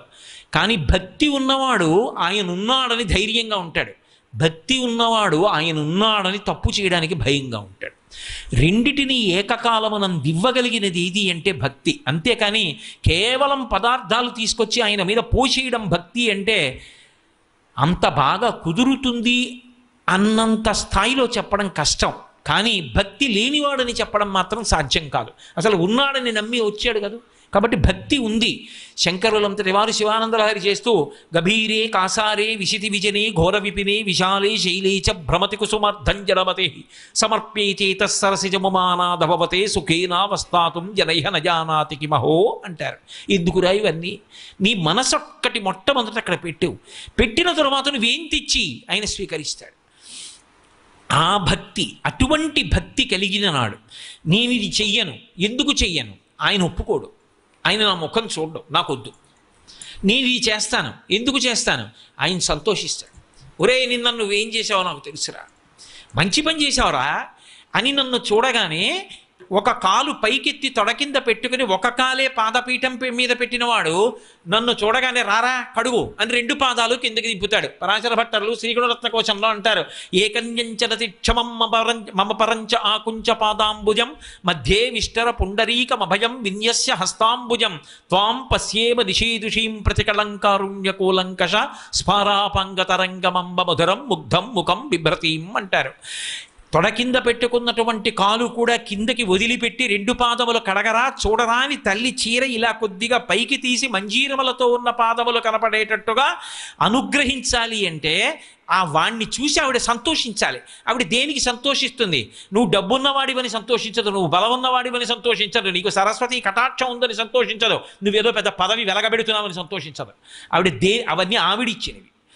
ఆవిడిచ్చింది కాబట్టి ఇంద్రుడు కూడా కూర్చున్నాడు. విశ్వామరీంద్రపద విభ్రమదాన దక్షం ఆనందహేతురధికం మురవిద్విషోపి ఈశన్ నిశీతతు మయీక్షణ వీక్షణార్థ ఇందీవరోదర సహోదరం ఇందిరాయా అంటారు శంకర భగవత్పాదులు. అటువంటి తల్లికి నేనేమిస్తాను? కాదు, ఆమె ఉన్నదని నమ్మి ఆమె యందు భక్తితో ఉంటే ఆ తల్లిని 100 మార్లు పిలవవలసిన అవసరం ఉండదు. వాడికి ఏం కావాలో ఆవిడ చూస్తుంది. ఓ పసిపిల్లవాడు ఉన్నాడు, వాడి చెవిలో పురుగు దూరింది, వాడు ఏడుస్తూ చెవి మీద ఇలా కొట్టుకుంటూ ఉంటాడు. అమ్మ గ్రహించి చీరని నోట్లో పెట్టుకుని తడి చేసి తిరిచేసి చెవిలో పెట్టి పురుగు తీసేసి, నాన్న చచ్చిపోయానురా, చూడలేదురా, ఎంత బాధపడ్డావోరా అంటుంది. వాడు ఏమి నోరు విప్పి చెప్పక్కర్లేదు. మలమూత్రంబులతో మహాభయముతో మాతృస్తనాపేక్షతో చలమూర్ఖత్వముతో సదాభ్రమతతో చాంచల్య చిత్తంబుతో బరువైనట్టి కపజ్వరగ్రహ మహాబాల్యామయ శ్రేణితో కలనైనంతమ చింతలేక చెడితిన్ కామ్యార్థినే శంకర అంటారు. అటువంటి స్థితిలో ఏదీ నోరు విప్పి చెప్పకపోయినా అన్నీ ఇచ్చి కాపాడిన అమ్మలా ఆ తల్లి యందు భక్తి కలిగి పాత్రత ఉన్నవాడు ఎవడున్నాడో వాడి అవసరాల గురించి వాడు ఆలోచించవలసిన అవసరం ఉండదు. వాడి అవసరం గురించి అమ్మవారు ఆలోచించుకుంటుంటుంది. వాడు నా కొరకు రక్షింపవలయువాడు అన్నారు శ్రీ మహావిష్ణువు అష్టమస్కంధంలో భాగవతంలో. భక్తుడి గురించి ఎవరు ఆలోచిస్తారంటే పరమేశ్వరుడు ఆలోచిస్తాడు. అంతేకాని భక్తుడి గురించి భక్తుడు ఆలోచించుకుంటే ఇక పరమేశ్వరుడు ఎందుకు? పరమేశ్వరుడు భక్తుడి గురించి ఆలోచిస్తుంటాడు నిరంతరం. వీడిని నేను కాపాడుకోవాలి అని తిరుగుతూ ఉంటాడు. అందుకే తన్ను నిశాచరుల్ పొడవ దైత్య కుమారుడు మాటిమాటి కోపన్నగశాయి ఓ ధనుజభంజన ఓ జగదీశ ఓ సర్వాపన్న శరణ్య ఓ అఖిల పావనయంచు నుతించు కాని తా కన్నుల నీరుతాడు భయకంప సమేతుడు కాడుభూవర. శూలాలు పెట్టి పొడి చేస్తున్నా, కర్రలు పెట్టి కొడుతున్నా, కత్తులు పెట్టి నరుకుతున్నా అంతటా విష్ణువుని చూసి కీర్తించినటువంటి ప్రహ్లాదుడి యొక్క రక్షణ భారాన్ని ఆయన స్వీకరించాడు తప్ప నన్ను నేను రక్షించుకుంటానని ప్రహ్లాదుడు ప్రయత్నించలేదు. ఆ భక్తి కలిగిన వాడి గురించి ఆ తల్లి ఆలోచిస్తుంది. అటువంటి వాడిని నమస్కారాలు చేయాలి. 1000 నమస్కారాలు చేయడం, సహస్రంతో పూజ చేశాడా, ఇలాంటివన్నీ రావు అక్కడ. సకుర్ణత్వా నత్వా కథమివ సతాం సన్నిధదతే మధుక్షీరద్రాక్ష మధురి మధురీనాహ పణితయ అని శారదా కటాక్షం గురించి అంటారు శంకరులు. శారద ఒకటి, లక్ష్మి ఒకటి కాదు, అన్నీ ఒకటే అని నేను మీకు శ్రీ సూక్తంలో సరస్వతీ స్వరూపం లక్ష్మీ స్వరూపంగా వేదం కీర్తించింది. సిద్ధలక్ష్మీర్ మోక్షలక్ష్మీర్ జయలక్ష్మీ సరస్వతి శ్రీలక్ష్మీర్ వరలక్ష్మీశ్చ ప్రసన్నా మమ సర్వదా అని అడిగింది. అయినప్పుడు ఆ తల్లికి భక్తి కలిగిన వాడు, ఆర్ద్రత కలిగిన వాడు, ఆ నిజాయితీ ఉన్నవాడు, ఆ ధర్మమునందు అనురక్తి ఉన్నవాడు ఒక్క నమస్కారం చేస్తే చాలు ఆవిడ అనుగ్రహిస్తుంది. ఆ తల్లి అనుగ్రహాన్ని విశేషంగా పొందినటువంటి వాళ్ళ చరిత్రలు చదివితే మనం ముక్కున వేలేసుకుంటాం. వైష్ణవ సంప్రదాయంలో వేదాంత దీశికులని ఒక మహాపురుషులు ఉన్నారు. వారికి నిగమాంత దీశికులు అని పేరు. నిగమములు అంటే వేదములు, నిగమాంతములు అని వేటికి పేరంటే ఉపనిషత్తులు, జ్ఞానభాగములు. అవి ఆయనకి నిగమాంత దేశికులు. దేశికుడు అంటే దారి చూపించువాడు. ఆయన వేదాలని అలా అధ్యయనం చేశారు. వారు ఎంత శక్తివంతులని చెప్తారంటే హయగ్రీవుడితోటి ముఖాముఖి ఆయన మాట్లాడుతుండేవారు. హయగ్రీవుడితో ఈ మాంసనేత్రంతో దర్శనం పొందినటువంటి వారు, ఆయనతో మాట్లాడిన వారు. అంతటి మహాపురుషుడు వేదాంత దేశికులంటే. ఆయన వడకలై అని ఒక ప్రత్యేకమైనటువంటి సంప్రదాయానికి ప్రారంభకులు. అటువంటి వేదాంత దేశికులకి సర్వతంత్ర స్వతంత్ర అని ఒక బిరుదుండేది. శృంగగిరి పీఠాధిపతుల యొక్క బిరుదావళి చదువుతున్నప్పుడు ఇప్పటికీ సర్వతంత్ర స్వతంత్ర అని చదువుతారు. సర్వతంత్ర స్వతంత్ర అన్న బిరుదుకు అర్థం ఏంటంటే వాళ్ళు ఎప్పుడైనా ఏదైనా చెయ్యాలి అనుకుంటే ఇక పక్కకి తిరిగి ఎవరి వంకో తిరిగి ఎవరినో పిలిచి నాకు ఇది కావాలని అడిగి వాళ్ళు ఇచ్చినటువంటి ద్రవ్యంతోటో వాళ్ళు ఇచ్చినటువంటి పదార్థంతోటో కార్యాన్ని ప్రారంభం చేయరు. మరొక సంకల్పాన్ని చేసి ఈశ్వరుడికి చెప్తారు. అంతే, ఈశ్వరుడే అనుగ్రహిస్తాడు, ఆయనే ఇస్తాడు తప్ప వాళ్ళు వేరొకరి దగ్గర చేయి చాపరు. అలా ఆ స్థాయిని పొందితే సర్వతంత్ర స్వతంత్ర అని పిలుస్తారు. వేదాంత దేశికులకి సర్వతంత్ర స్వతంత్ర అని బిరుదు.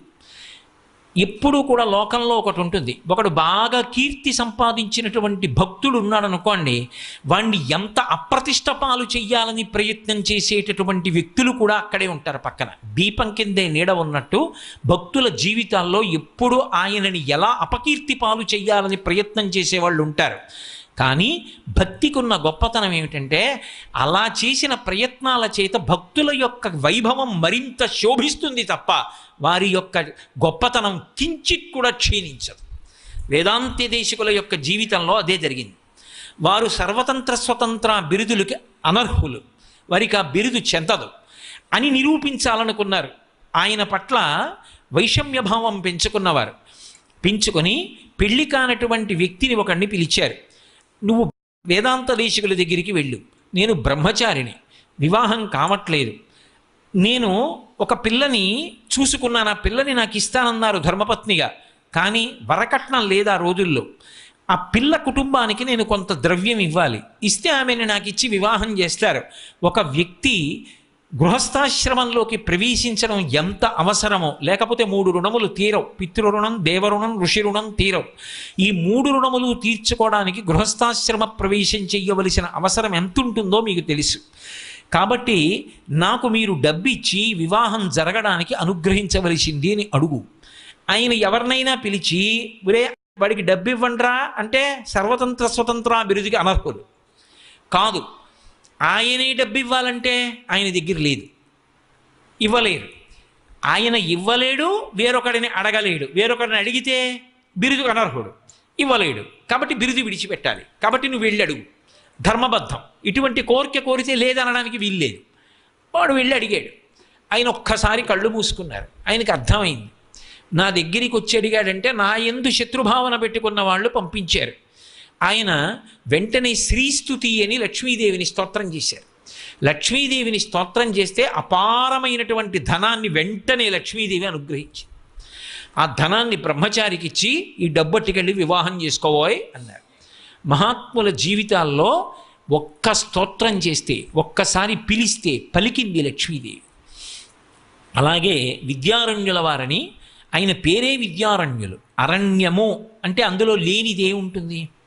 అరణ్యము అన్న మాటలోనే అక్కడ అనేకమైన చెట్లు ఉంటాయి, అనేకమైన లతలు ఉంటాయి, అనేకమైన పొదలు ఉంటాయి, మహావృక్షాలు ఉంటాయి, లేనిది ఉండదు. అలాగే విద్య విషయంలో అరణ్యం లాంటి వారు ఆయన. ధర్మశాస్త్రంలో, జ్యోతిష శాస్త్రంలో, వేదాంత శాస్త్రంలో మీరు ఏ శాస్త్రం చెప్పండి, విద్యారణ్యుల వారికి తెలియనటువంటి విషయం లేదు. కారణజన్ముడు మహానుభావుడు, ఇంకొక శంకర భగవత్పాదుల యొక్క అవతారం అది. అటువంటి విద్యారణ్యుల వారు ఒకానొకప్పుడు పరమదరిద్రాన్ని అనుభవిస్తూ బ్రహ్మచారిగా ఉండగా లక్ష్మీదేవి గురించి తపస్సు చేశారు. తల్లి ప్రత్యక్షమైంది. ఏం కావాలని అడిగింది. నాకు అపారమైనటువంటి ధనం కావాలన్నారు. వెంటనే అనుగ్రహించింది. ధనరాశులు పడ్డాయి.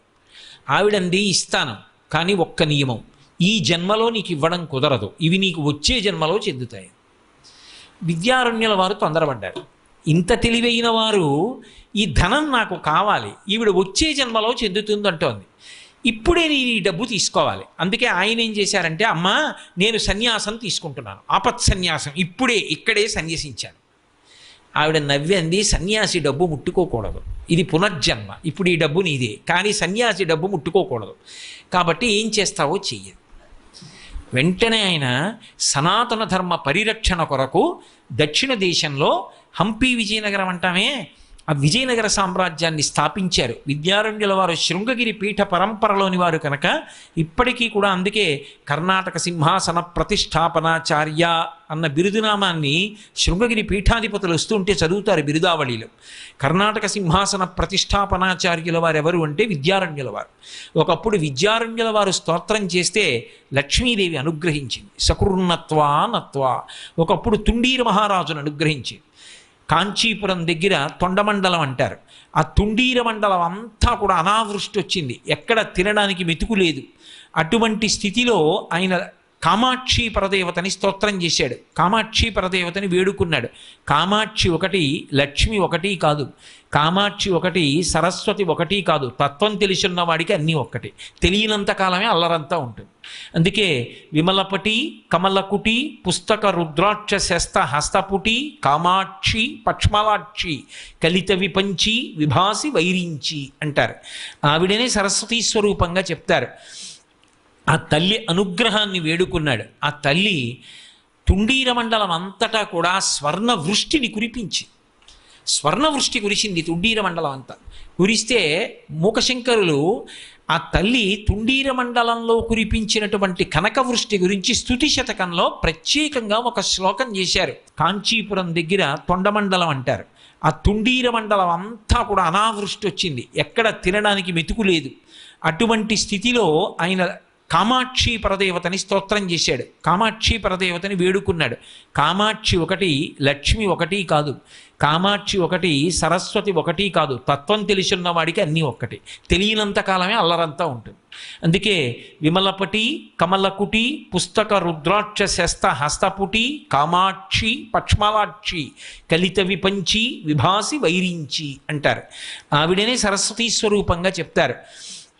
ఆ తల్లి అనుగ్రహాన్ని వేడుకున్నాడు. ఆ తల్లి తుండీర మండలం అంతటా కూడా స్వర్ణ వృష్టిని కురిపించి, స్వర్ణవృష్టి కురిసింది తుండీర మండలం అంతా. కురిస్తే మూకశంకరులు ఆ తల్లి తుండీర మండలంలో కురిపించినటువంటి కనకవృష్టి గురించి స్తుతి శతకంలో ప్రత్యేకంగా ఒక శ్లోకం చేశారు. అందులో ఆయన ఒక మాట అంటారు, ఖండీకృత్య ప్రకృతి కుటిలం కల్మషం ప్రాతిభశ్రీ అని. శుండీరత్వం పదయుగజుషాం అని ఆ తల్లి నువ్వు ఆ శూన్యతంద్రం దిశంతి తుండీరాఖ్యే మహతి విషయే స్వర్ణవృష్టి ప్రదాత్రి అన్నారు ఆ శ్లోకంలో. తుండీరాఖ్యే అంటే తొండమండలంలో, తుండీర మండలంలో స్వర్ణవృష్టి ప్రదాత్రి, నువ్వు బంగారు వాన కురిపించావు, కురిపించి ఆ మండలాన్నంతటినీ కూడా ఉద్ధరించావు.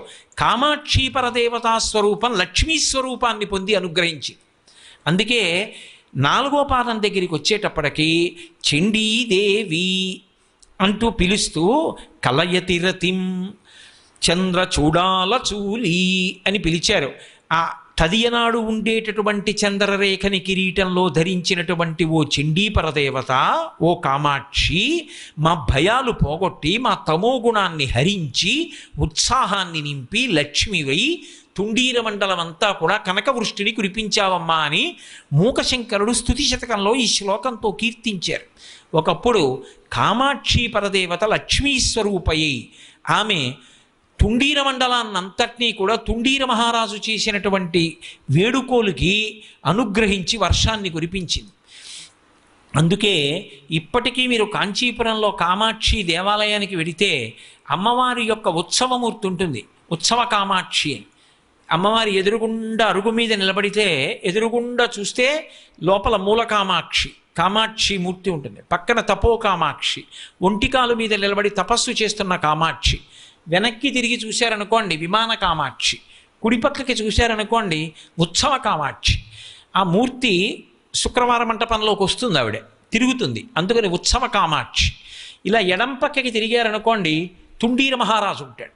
ఇప్పటికీ నందికి శివుడికి మధ్యలోకి ఎలా వెళ్ళరో తుండీర మహారాజుకి ఉత్సవ కామాక్షికి మధ్యలో నిలబడి నమస్కారం చేయరు. ఆయన వైపుకి పృష్ఠభాగం పెట్టి ఈవిడ వైపుకి తిరిగి నమస్కారం చేయరు. ఎందుకంటే తుండీర మహారాజుని అంత గొప్పగా అనుగ్రహించింది, ఒక కొడుకులా చూసింది ఆవిడ. దీని ఇద్దరి మధ్యలోకి కూడా వెళ్ళరు. ఓ పక్కకి నిలబడి నమస్కారం చేసి ఆ రాజశ్యామల దర్శనానికి, చంద్రశేఖరేంద్ర సరస్వతి మహాస్వామి వారి కామకోటి పీఠాధిపత్యంలో ఉండగా ఒకప్పుడు స్వర్ణకామాక్షి వెళ్ళిపోయిందని అక్కడ స్వర్ణ శ్రీచక్రం వేశారు. ఆ స్వర్ణ శ్రీచక్రం ఉన్న దగ్గరికి వెళ్ళేటప్పుడు అరుగు పక్క నుంచి జాగ్రత్తగా వెళ్ళిపోతారు తప్ప అసలు తుండీర మహారాజుకి కామాక్షికి మధ్యలోంచి కూడా నడవరు. ఒకప్పుడు తుండీర మండలంలో వర్షాన్ని కురిపించింది. అలాగే ఆ తల్లి శంకర భగవత్పాదులు చేసినటువంటి కనకధారా స్థవానికి అనుగ్రహించి 1 గంట 48 నిమిషముల సేపు స్వర్ణ ఉసిరికలు కురిపించి, ఒకానొకప్పుడు శంకరాచార్యుల వారు బ్రహ్మచారిగా ఉన్న రోజుల్లో భిక్షాటన చేయడానికి వెళ్ళారు. ఆశ్చర్యం ఏంటంటే శంకరాచార్యుల వారు ఇంకా సన్యాసాశ్రమ స్వీకారం కూడా చేయలేదు, బ్రహ్మచారిగా ఉన్నారు. గురువుగారి దగ్గర శాస్త్రం చదువుకుంటున్నారు. శాస్త్రం చదువుకుంటున్నటువంటి రోజుల్లో ఆ రోజుల్లో ఉన్న సంప్రదాయాన్ని బట్టి భిక్షకి వెళ్ళి అన్ని ఇళ్ల దగ్గర భిక్షాటన చేసి తీసుకురావాలి. ఒక పేద బ్రాహ్మణి ఇంటి ముందు నిలబడ్డారు.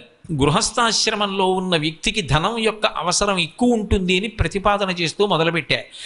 బ్రహ్మచారి సన్యాసి ఇద్దరూ కూడా గృహస్థు యొక్క ఇంటి ముందు నిలబడి భిక్ష అడుగుతారు. అసలు గృహస్థాశ్రమంలో ఉన్నది ఎందుకు అంటే ప్రధానంగా 3 పనులు చేయడానికి: బ్రహ్మచారికి సన్యాసికి భిక్ష పెట్టడానికి, ఇంటికొచ్చినటువంటి అతిథిని ఆదరించడానికి, 3 రుణములు తీర్చుకోవడానికి. ఇవి 3 ప్రధాన ప్రయోజనాలు గృహస్థాశ్రమానికి. ఇంటి ముందుకొచ్చి బ్రహ్మచారి నిలబడ్డాడు. బ్రహ్మచారి నిలబడి భవతి భిక్షాందేహి అన్నాడు. ఎవరు ఆ వచ్చినవాడు? సామాన్యుడు కాడు, కైలాస శంకరుడు కాలడి శంకరుడిగా వచ్చాడు. ఆ శంకర భగవత్పాదులు ఇంకా సన్యాసాశ్రమ స్వీకారం కూడా చెయ్యకముందు విద్యార్థిగా ఉన్న రోజులలో ఆయన భిక్షాటనకి వెళ్ళి ఉన్నప్పుడు ఆయన తేజస్సు ఎలా ఉండి ఉంటుందో మీరు ఆలోచన చేయండి. కాషాయం బట్ట కట్టుకుని వెడుతుంటేనే ఏకవస్త్రధారి అయ్యి అలా ఉంటారే, ఇక బ్రహ్మచారిగా నడిచి వెడుతుంటే నిజంగా శుంభుండో పయోజభౌడో చండాంశుడో వహ్నియో దంభాకారత వచ్చకాక ధరణిం ధాత్రీచురుండెవ్వడి శుంభద్యోతనుడి పయోజభౌడంచున్ విస్మయభ్రాంతులై సంభాషించిరి బ్రహ్మచారి గని తత్సభ్యుల్ రహస్యంబునన్ అంటారు. వామనమూర్తిని చూసి దేవతలందరూ కూడా బలిచక్రవర్తి యొక్క యజ్ఞమంటపంలో మాట్లాడుకున్న ఘట్టం గురించి పోతన గారు. అలా శంకరులు బ్రహ్మచారిగా నడిచి వెడుతుంటే ఎంత అందంగా ఉన్నారో. వెళ్ళి ఆ పేద బ్రాహ్మణి ఇంటి ముందు నిలబడ్డారు. అది ద్వాదశి. ఆయన ఉంచవృత్తిలో ఉన్నాడు. ఆ రోజుకి దొరికిందా అన్నం, దొరకలేదా లేదు. ఏకాదశి ఉపవాసం, ద్వాదశి పారణ. సూర్యోదయం అయ్యేటప్పటికే పారణ చేయాలి. పైగా ద్వాదశి పారణకి ఒక నియమం ఉంది, ఉసిరికాయతో పారణ చెయ్యాలి. ముందు ఉసిరికాయ తినాలి. అసలు పారణ చేయకపోతే దోషం వస్తుంది ఏకాదశి వ్రతానికి. అదే కదా అంబరీషోపాఖ్యానం, అందుకు కొద్ది నీళ్లు పుచ్చుకున్నాడు. అందుకని కనీసం అన్నం దొరుకుతుందో దొరకదో తెలియదు, కనీసం తినడానికి ఉసిరికాయ ఉంటే ఏకాదశి నాటి ఉపవాస ఫలితం దక్కుతుంది. అందుకని ఇప్పుడు ఒక ఉసిరికాయ తెచ్చి ఆయన ఇంట్లో పెట్టాడు. అది ఎప్పుడు పెట్టాడు? ఇప్పుడు దొరికినప్పుడు తెచ్చి పెట్టాడు. అందువల్ల ఉసిరికాయ ఏమైపోయిందంటే ఎండిపోయింది. ఆ ఎండిపోయినటువంటి ఉసిరికాయ ఒక్కటి ఇంట్లో ఉంది. ఇప్పుడు ఈ పేద బ్రాహ్మణి ఇంటి ముందుకెళ్ళి బాలశంకరులు నిలబడ్డారు. బ్రహ్మచారి భవతి భిక్షాందేహి అన్నారు. ఆ తల్లి బయటికి వచ్చి చూసింది.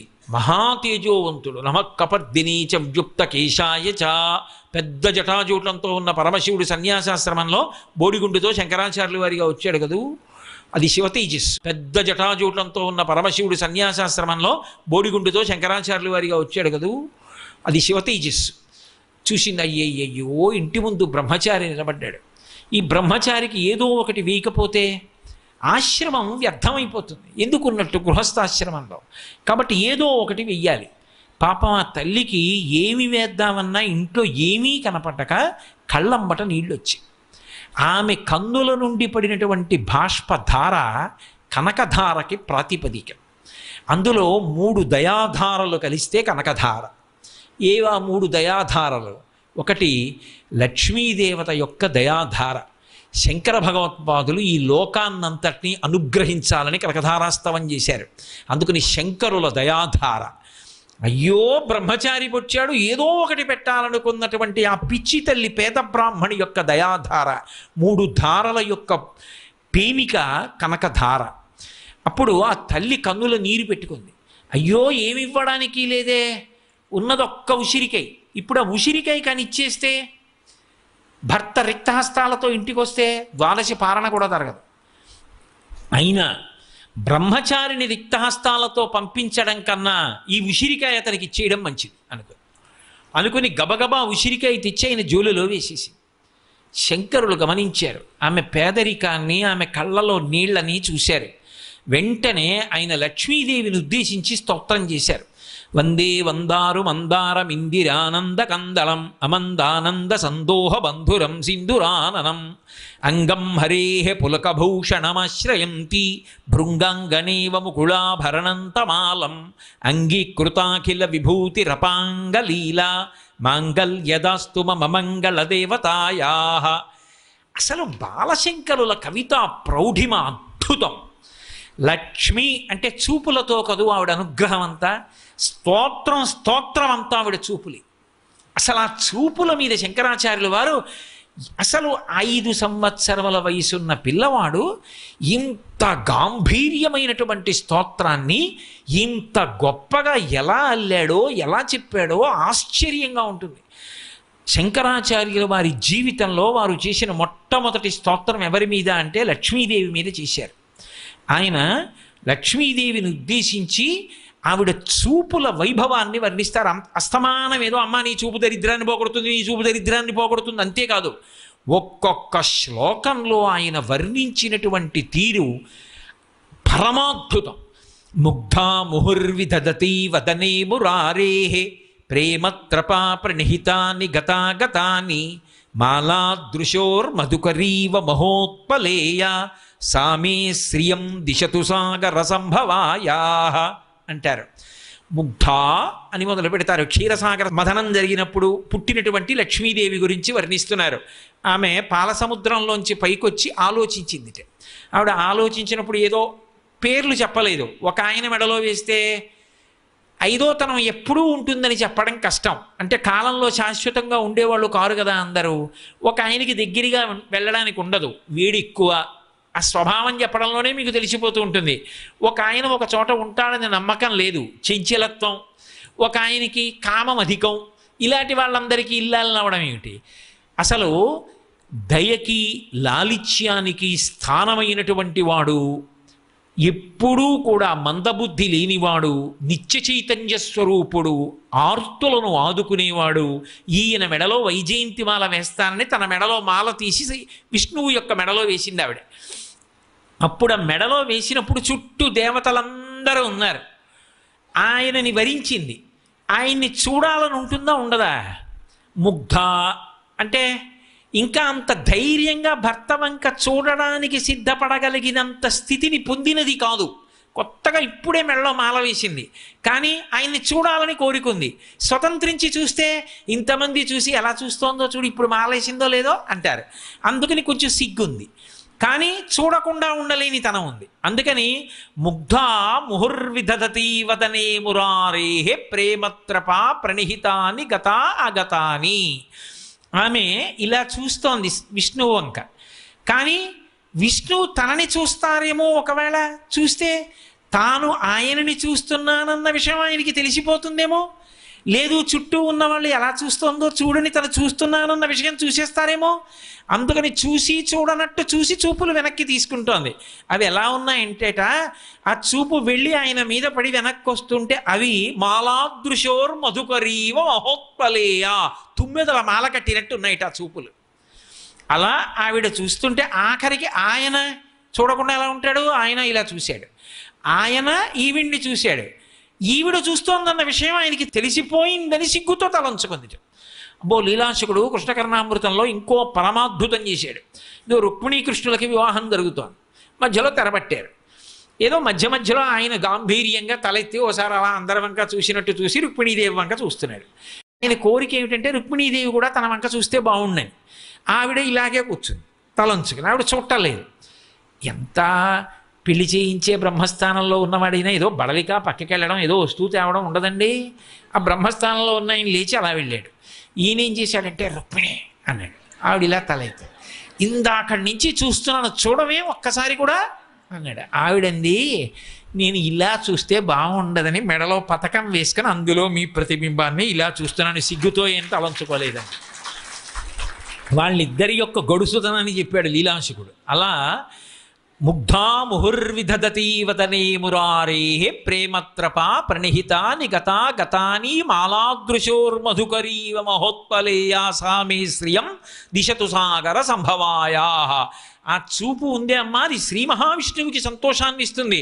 కాలాంబుదాలి లలితోరసి కైటభారే అంటారు. నల్లగా ఉండేటటువంటి విష్ణువుతో కలిసి ఉన్నప్పుడు మెరుపు తీగలా ఉంటావు. నువ్వు లేనిది ఆయన ఎక్కడ శోభిస్తాడు?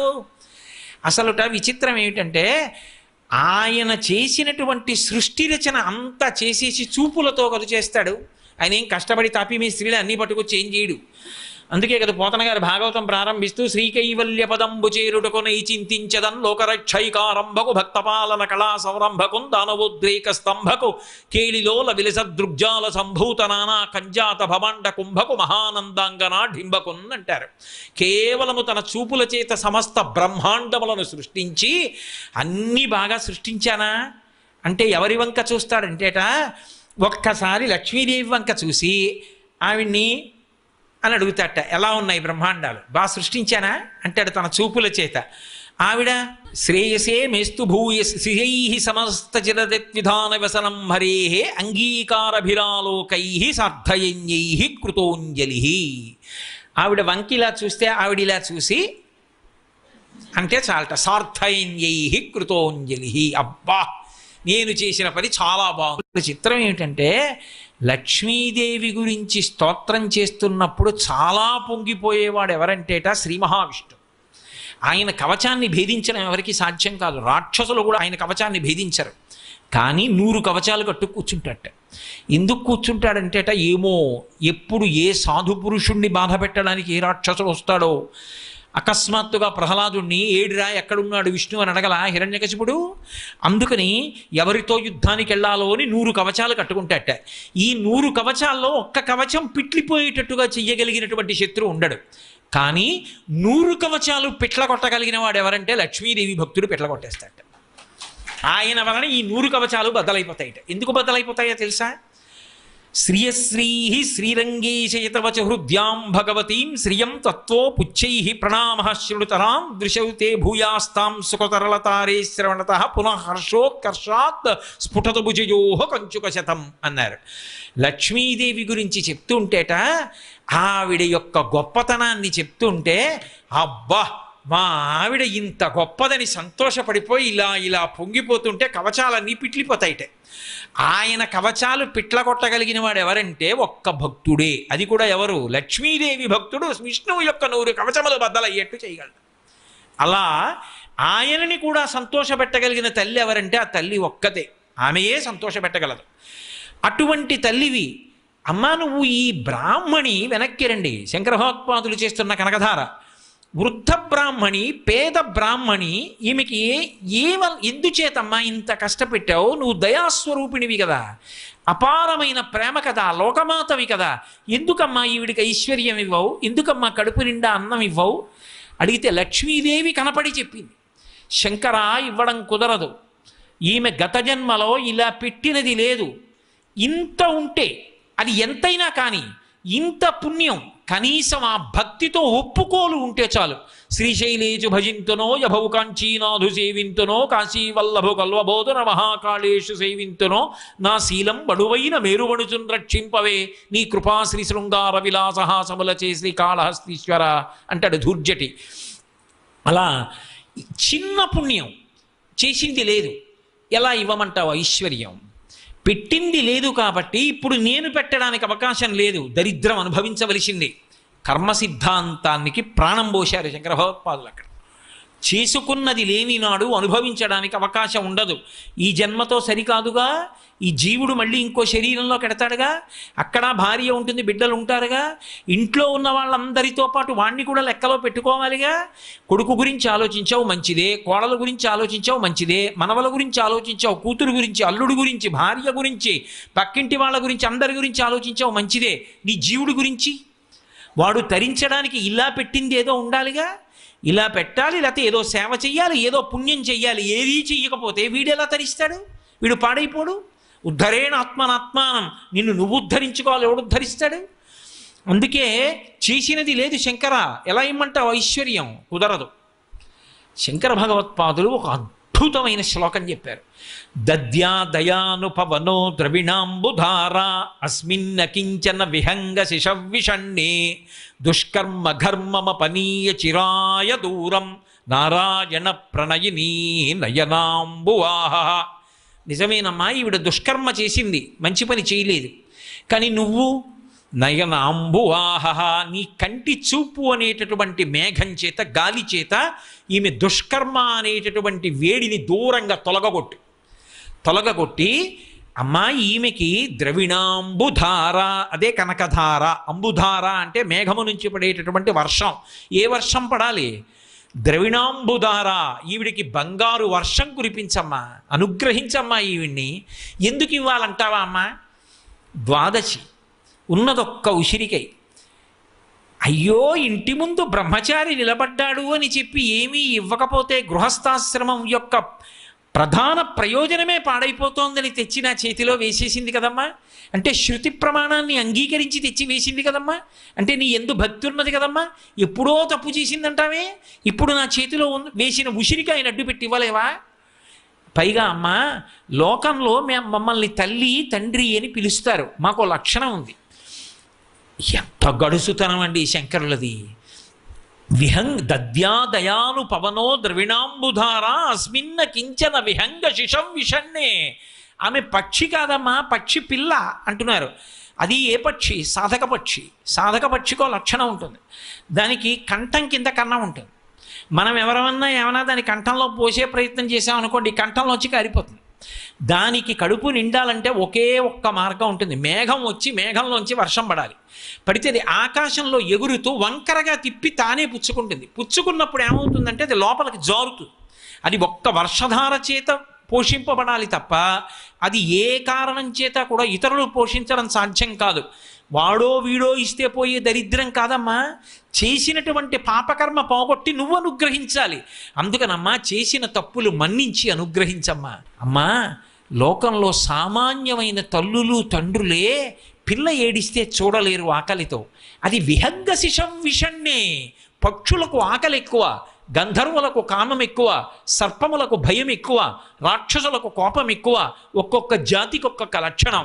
పక్షి పిల్ల మరీ ఆకలి ఎక్కువ, అది స్వతంత్రంగా సంపాదించుకోలేదు. తల్లి వెళ్ళి తీసుకొచ్చి పెట్టాలి. ఎవరా తల్లి? నువ్వే. లోకములకు తల్లివి.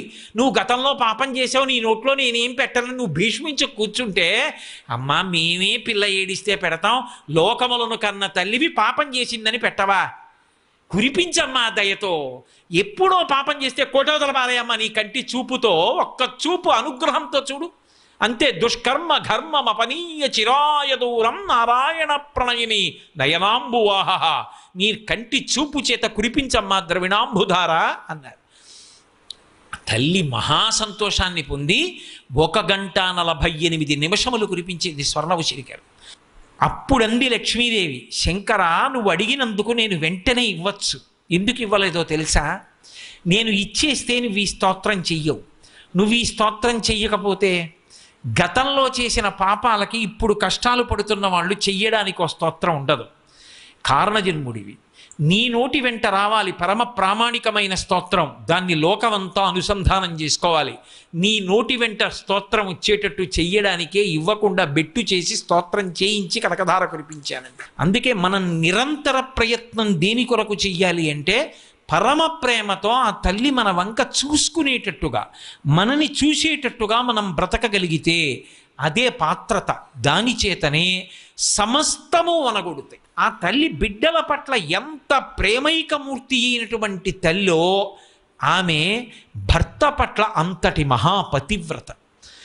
మీరు చూడండి, ఇవి రెండు ఏకకాలమనందు రాణిస్తాయి. అందుకే ఈ రెండు విడివిడి గుణాలు కావు, ఈ రెండు ఒకసారి శోభిస్తాయి. ఎప్పుడైనా సరే ఆమె జగన్మాత, లోకములకంతటికీ తల్లి. ఆమె శ్రీ మహావిష్ణువు యొక్క ఇల్లాలు. ఆమె వంక చూసినప్పుడు అనురాగంతో చూస్తాడు, ఆమె ఆయన వంక చూసినప్పుడు అనురాగంతో చూస్తుంది. కానీ ఆమె వంక మనం చూసినప్పుడు అమ్మా నీ బిడ్డనమ్మా అని పరమభక్తితో చూస్తాం. ఆమె మన వంక చూసినప్పుడు పరమప్రీతితో బిడ్డన్ని చూసినట్టు చూస్తుంది. అది శుద్ధి. ఆమె వద్దకి వెళ్ళి నిలబడినప్పుడు ఏ బుద్ధితో నిలబడగలగాలి అంటే అమ్మా నేను నీ బిడ్డన్నమ్మా అని నిలబడగలగాలి. అమ్మ దగ్గరికి వెళ్ళినటువంటి బిడ్డ అమ్మా అన్న ప్రేమతో వెడతాడు తప్ప అమ్మా నేను ఇది అని తగిలించుకున్నవేవి పెట్టుకుని వెళ్ళడు. ఆయన జిల్లా కలెక్టర్ కానివ్వండి, రాష్ట్ర ప్రభుత్వ ప్రధాన కార్యదర్శి కానివ్వండి, అమ్మ దగ్గరికి వెళ్ళినప్పుడు మాత్రం నేను ఇంత పెద్ద పదవిలో ఉన్నవాడిని వెళ్ళడు. అమ్మ దగ్గరికి కొడుకుగా వెడుతున్నాను, ఆ అమ్మ దగ్గరికి వెళ్ళి కూర్చున్నప్పుడు అమ్మ అని ఆ చెయ్యి పట్టుకొని అమ్మని పిలిచి అమ్మ మాట్లాడుతుంటే అమ్మ అన్నం పెడితే నాన్న అలిసిపోతున్నావురా, రాత్రి ఎప్పుడో వస్తున్నావురా, ఏ ఉద్యోగం ఏమిటో, పూర్వమేనయం పెద్దవాడి అవుతున్నావు, పెద్ద పెద్ద బాధ్యతలు అంటావు, ఎప్పుడో రాత్రి 11ంటికి వస్తావు, వచ్చి కూడా ఏదో ఆలోచిస్తావు, ఎప్పుడూ ఫోన్ మాట్లాడతావు, బిడ్డల మీద అంత ప్రేమ. ఆ అమ్మ వాత్సల్యంతో మాట్లాడుతుంటే, అమ్మ తల నిమురుతుంటే, చేస్తున్న ఉద్యోగం ఏమిటో కూడా అమ్మకి తెలియకపోయినా బెంగ పెట్టుకుంటుంటే, అమ్మని చూసి కొడుకు తన ఉద్యోగాన్ని గుర్తు తెచ్చుకుంటాడా? అమ్మని చూసి పకపక నవ్వి అమ్మా నీ చెయ్యి ఒక్కసారి నా తల మీద పెట్టు, అన్నీ హేళగా నిర్వర్తించేస్తానమ్మా అని ఆ అమ్మ చెయ్యి పట్టుకుని మురిసిపోతాడా? అమ్మ స్పర్శ బిడ్డడికి ఓదార్పు. అమ్మ దగ్గరికి వెడితే బిడ్డణ్ణి ఈ భావన తప్ప ఇంకొక భావన ఉండదు. నేను మగవాణ్ణి, నేను పురుషుణ్ణి, ఈ భావనలు ఏమి ఉండవు. అందుకే శివే శృంగారార్ధ్ర తదితరజని కుచ్చనపర అంటారు సౌందర్యలహరిలో శంకర భగవత్పాదులు. నేను మగవాణ్ణి అని వెళ్ళి నిలబడిన వాడి పట్ల ఆమె రౌద్ర స్వరూపంతో చూస్తుంది. కానీ అమ్మ నేను నీ బిడ్డన్నమ్మా అని వెళ్ళి ఎవరు చూస్తారో వాళ్ళ పట్ల పరమ ప్రేమతో చూస్తుంది. అందుకే అమ్మవారికి 2 నామములు అన్వయం అవుతాయి. మీరు చూడండి, శంకర భగవత్పాదుల దృష్టికోణం ఉన్నవాడికి, ఆయన పాదములు నమ్ముకున్నవాడికి భేదం చెప్పడం చాలా కష్టం. ఉన్నది ఒకటే తత్వం అయినప్పుడు ఆమెని మీరు లలిత అనండి, ఆమెని మీరు దుర్గనండి, ఆమెని మీరు పార్వతి అనండి, సరస్వతి అనండి, లక్ష్మి అనండి, తత్వము మాత్రం ఒక్కటే. తత్వము ఒక్కటే అనేటటువంటిది నిర్వివాదాంశం, అందులో ఇంకేమీ సందేహం లేదు. ఎందుకో తెలుసా? అగ్ని పరీక్ష ఎక్కడ అంటే శంకర భగవత్పాదులు కనకధారాస్తవం చేస్తూ లక్ష్మీదేవిని కేవలం శ్రీ మహావిష్ణువు యొక్క ఇల్లాలనలేదు. గీర్దేవతేతి గరుడధ్వజ సుందరీతి శాకంభరీతి శశిశేఖరవల్లభేతి సృష్టి స్థితి ప్రళయకేళుష సంస్థితాయై తస్మై నమస్త్రిభువనైక గురోస్తరుణ్యై అన్నారు. గీర్దేవతేతి చతుర్ముఖ బ్రహ్మగారి ఇల్లాలైనటువంటి సరస్వతీ స్వరూపంగా లోకాన్ని అనుగ్రహించి చదువునిచ్చిన నువ్వే. గరుడధ్వజ సుందరీతి గరుడ వాహనాన్ని అధిరోహించి వెళ్ళేటటువంటి శ్రీ మహావిష్ణువు యొక్క ఇల్లాలైనటువంటి లక్ష్మీ స్వరూపంగా లోకాలకి సంపదలిచ్చిన నువ్వే. గరుడధ్వజ సుందరీతి శాకంభరీతి శశిశేఖర వల్లభేతి జటాజూటంలో అర్ధచంద్రరేఖ ధరించినటువంటి పరమశివుని యొక్క ఇల్లాలైనటువంటి పార్వతీ స్వరూపంతో శక్తిని కల్పించిన నువ్వే. అప్పుడు సృష్టిశక్తి, స్థితిశక్తి, ప్రళయశక్తి 3 అయిపోయాయి. మరి మళ్ళీ శాకంబరీతి ఎందుకు? ప్రత్యేకం శాకంబరి ఎందుకు చెప్పాలి శంకరాచార్యులు వారు? ఏదో సృష్టించడమో, నిలబెట్టడమో, లయం చేయడమో కాదు. ముందు చాలా అకస్మాత్తుగా కించిత్ ఆలస్యం లేకుండా ఆవిడకి అన్నం పెట్టాలమ్మా. అన్నం కూడా లేదు. నువ్వు అలా పెట్టగలిగిన దానివి. ఎందుకని? ఒకప్పుడు లోకాలన్నీ తల్లడిల్లిపోయాయి. దుర్గమాసురుడు అనేటటువంటి రాక్షసుడు చేసినటువంటి ప్రయత్నం వల్ల బ్రాహ్మణులు వేదాలు మర్చిపోయి యజ్ఞయాగాది క్రతువులు లేకపోతే, దేవతలు వర్షం కురిపించకపోతే, అన్నం, కాయలు, కూరలు ఏమీ దొరకకపోతే జంతువులు కూడా పడిపోయాయి. ఎక్కడ చూసినా కడేబరాలే. వేదాలు మర్చిపోయారు బ్రాహ్మణులందరూ. వాళ్ళు మరిచిపోవాలని అడిగాడు వరం దుర్గమాసుడు. అప్పుడు అమ్మవారిని కీర్తిస్తే అమ్మవారు కనపడింది. కీర్తించడానికి మాత్రమే ఏం గుర్తుంది? అమ్మా నువ్వు రక్షించాలన్నారంతే. రక్షించాలంటే నేను ఇంకా ఎప్పుడో వర్షం కురిపిస్తాను, ఎప్పుడో పంట పండుతుందంటే వీళ్ళు బతికేదెలా? వెంటనే ఆవిడ శాకంబరిగా వచ్చింది. ఒంటి నిండా కాయలు, పళ్ళు పట్టుకుని శతాక్షి అయి ఒంటి నిండా కన్నులతో ఆ కన్నులలోంచి వర్షాలు కురిపిస్తూ వచ్చింది. లోకాలన్నీ కాయలు, పళ్ళు తిని బతికాయి. జంతువులన్నీ బతికాయి. నీళ్లు దొరికాయి. అమ్మ ఒకప్పుడు వేదములు మరిచిపోయిన బ్రాహ్మణుల్ని అనుగ్రహించడానికి, లోకాలను అనుగ్రహించడానికి శాకంబరి వై వచ్చావు. ఆర్తితో పిలిస్తే ఇవాళ ఈవిడికి అన్నం పెట్టవా అందుకని మళ్ళీ గీర్దేవతేతి గరుడధ్వజ సుందరీతి శాకంబరేతి శశిశేఖర వల్లభేతి సృష్టి స్థితి ప్రళయకేలుష సంస్థితాయి తస్మై నమస్త్రిభువనైక గురోస్తరుణ్యై. నాకు అన్వయం కాదు శంకర అందే అమ్మవారు. నువ్వు సరస్వతి అని పిలిచావు, తెల్లని బట్ట కట్టుకునిస్తుని శరజ్యోత్స్న శుద్ధాం శశీత జటాజూటమకుటాం వరత్రా సత్రాణ స్ఫటిక గుటికా పుస్తక కరాం సకుర్నత్వా నత్వా కథమివ సతాం సన్నిధతతే మధుక్షీరద్రాక్ష మధురి మధురీణాహ పణితయ. నీకు సంపద కావాలన్నావు పచ్చబట్ట కట్టుకుని ఇస్తుంది, నీకు శక్తి కావాలన్నావు ఎర్రబట్ట కట్టుకుని ఇస్తుంది. ఏమి ఐఏఎస్ చదువుకుంటే ప్రభుత్వం నియమించిన ఒక జిల్లా కలెక్టర్ గారే డిస్ట్రిక్ట్ మెజిస్ట్రేట్ అయి తీర్పు చెప్పచ్చు, కలెక్టర్ గారే ఏ కార్యాలయంలోకి వెళ్ళి ఫైళ్లు సీజ్ చేయొచ్చు, ఆయనే అగ్ని ప్రమాదం జరిగితే పరిహారం ప్రకటించవచ్చు, ఆయనకే కోపం వచ్చి సంఘం సరిగ్గా ప్రవర్తించకపోతే కాల్చవతల బారాయండి అని చెప్పచ్చు, ఫైర్ అని ఆర్డర్ ఇవ్వచ్చు. ఇన్ని అధికారాలు ఒక వ్యక్తిలో ఉండి ఆయనే జ్యుడిషియరీ, ఆయనే ఎగ్జిక్యూటివ్, అన్నీ ఆయనలో ఉన్నప్పుడు మనం పెట్టుకున్న వ్యవస్థలోనే జిల్లా కలెక్టర్ గారిలో అన్ని అధికారాలు ఉంటే భగవంతుని యందు అన్ని అధికారములు కేంద్రీకృతమై సంపదనిచ్చినప్పుడు లక్ష్మి, చదువిచ్చినప్పుడు సరస్వతి, శక్తినిచ్చినప్పుడు పార్వతి అయి మూడు మూర్తుల సమాహార స్వరూపమై లక్ష్మిగా పేరుతో కీర్తింపబడుతోందని నేనంటే మీకు ఆశ్చర్యం ఎందుకు? శంకర భగవత్పాదుల స్తోత్రానికి లక్ష్మీదేవి అంగీకరించి కనకధార కురిపించాలి. కాబట్టి ఆ తల్లి దయామయి. అందుకే 2 నామముల చేత తత్వము కీర్తింపబడుతుంది. శివకామ సుందరి, నేను ఇందాక అన్నాను కదా, తత్వము మాట్లాడుతున్నాను నేను, పేరు కాదు అక్కడ. శివకామ సుందరి అంటే శివునికి ఇల్లాలు కాబట్టి శివుడు కామంతో చూస్తాడు పార్వతీదేవిని. కానీ మనకి అఖిలాండేశ్వరి, లోకములకు తల్లి. మీరు లక్ష్మీదేవి నామాలు అమరకోశంలో చూడండి, లోకమాత, ఇందిరా అని ఉంటుంది. ఆమె మనందరినీ కన్న తల్లి, ఆమె శ్రీ మహావిష్ణువు యొక్క ఇల్లాలు కాబట్టి వాళ్ళు లోకానికి తల్లిదండ్రులు. అందుకే కాళిదాస మహాకవి వాగర్ధ వివ సంపృక్తవు వాగర్ధ ప్రతిపత్తయే జగత పితరవు వందే పార్వతీ పరమేశ్వరవు అన్నాడు, అభేదం పాటించాడు. పార్వతీ పరమేశ్వరవు అని మీరంటే పార్వతీ పరమేశ్వరులు, పార్వతీప రమేశ్వరవు అంటే పార్వతీ పరమేశ్వరులు లక్ష్మీనారాయణులు కూడా. అదేంటంటే పార్వతీప అనొచ్చా అంటే సంస్కృత భాషలో మర్యాద ఉంది. నృప అన్నాను అనుకోండి, నరపతి అని ప అని ఒక్కటి వేస్తే నృప అంటే నరులకు పతి అయిపోయిందా లేదా? పార్వతీప పార్వతీదేవి యొక్క పతి, రమేశ్వరవు, రమ అంటే లక్ష్మీదేవి, లక్ష్మీదేవి యొక్క ఈశ్వరుడు శ్రీ మహావిష్ణువు. ఇప్పుడు అందులో పార్వతీ పరమేశ్వరవు అన్నారనుకోండి పార్వతీ పరమేశ్వరులు, పార్వతీప రమేశ్వరవు అన్నారనుకోండి పార్వతీ పరమేశ్వరులు లక్ష్మీనారాయణులు. ఇద్దరుగా ఉన్న ఒక్కటి మనసులో అనుకుని పార్వతీ పరమేశ్వరవు, ఇద్దరికీ నమస్కారం అన్వయమై. కాళిదాసు మహాకవి నిరూపణం చేయలే. కాబట్టి ఆ తల్లి లోకములకొందరినీ కన్న తల్లి. ఆమె యొక్క భర్త పట్ల మహాపతివ్రత, ఆయన గీసిన గీత దాటదు, అనుగమిస్తుంది ఆయన్ని. ఆమె ఏ పని చేసినా ఏ అవతారంలో ఉన్నా ఆయన కీర్తి నిలబెట్టడం ఒక్కటే ఆవిడికి కావాలి. అందుకే మీరు చూడండి, ఇంత సర్వశక్తిమంతురాలై పతివ్రతా ధర్మాన్ని ఎన్నడూ విననాడదు. అందుకే గజ్జె చెప్తే లక్ష్మీ స్తోత్రానికి నిత్యాన పాయనీ అంటారు. ఆయనని విడిచిపెట్టి ఉండేటటువంటి లక్షణము కాదు. దాశరథీ శతకం చేస్తూ గోపరాజు గారు శ్రీ రఘురామచారు తులసీదలధామ చమక్షమాది శృంగార గుణాభిరామ త్రిజగన్నుత శౌర్య రమాలలామ దుర్వారక బంధ రక్షత విరామ జగజ్జన కల్మషర్ణవోత్తారక రామ భద్రగిరి దశరథీ కరుణాపయోనిధి అని రామచంద్రమూర్తిని కీర్తించి శ్రీరమ సీతగాక నిజసేవక బృందము వీర వైష్ణవాచార జనంబుగాక విరజానది గౌతమిగాక వికుంఠమున్నారయ భద్రశైల శిఖరాగ్రముగాక వసించు చేతనోద్ధారకుడైన విష్ణుడవు దాశరథి కరుణాపయోనిధి అంటాడు. శ్రీరమ సీతగాగా ఆ లక్ష్మీదేవియే సీతమ్మగా వచ్చింది. ఆయన రాముడిగా వస్తే ఆవిడ వెంటనే సీతామహాసాధ్విగా భూమి మీదకు వస్తుంది. అదే స్వామి పరిపూర్ణావతారంగా కృష్ణుడిగా వస్తే ఆవిడ రుక్మిణీదేవిగా వస్తుంది. అందుకే రుక్మిణీ కళ్యాణం పూర్తి చేస్తూ పోతన గారు అంటారు, అనఘ ఆదిలక్ష్మి అయిన రుక్మిణితోడ క్రీడ సల్పుచున్న కృష్ణు చూచి పట్టణంబులోని ప్రజలుల్లసిల్లిరి ప్రీతులగుచు ముక్త భీతులగుచు అంటారు.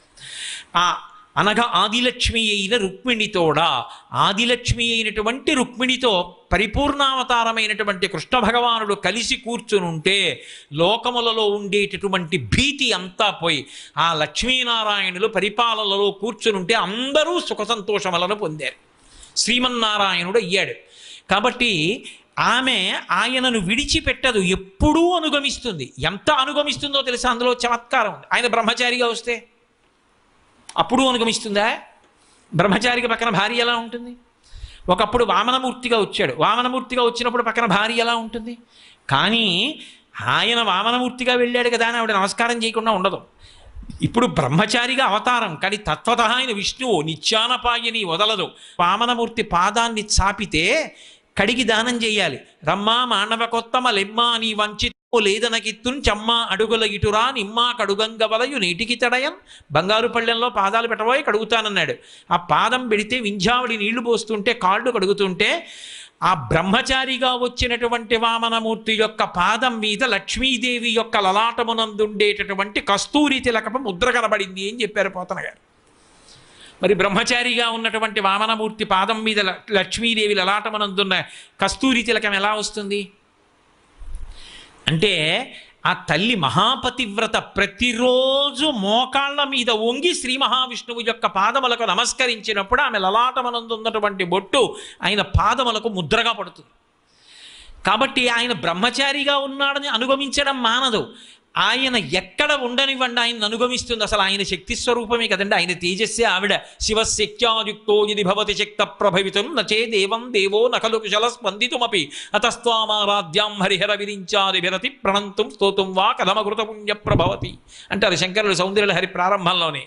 అటువంటి తల్లి ఆమె ఎప్పుడు ఎక్కడ ఏది చేసినా కేవలంగా స్వామిని దృష్టిలో పెట్టుకుని ఆయన యొక్క ఔన్నత్యానికి, ఆయన యొక్క కీర్తి ప్రకాశించడానికి ప్రవర్తిస్తుంది తప్ప ఆయనకి గౌరవం తగ్గేటట్టుగా మాత్రం ఒక్క విషయంలో కూడా ఆమె ప్రవర్తించదు.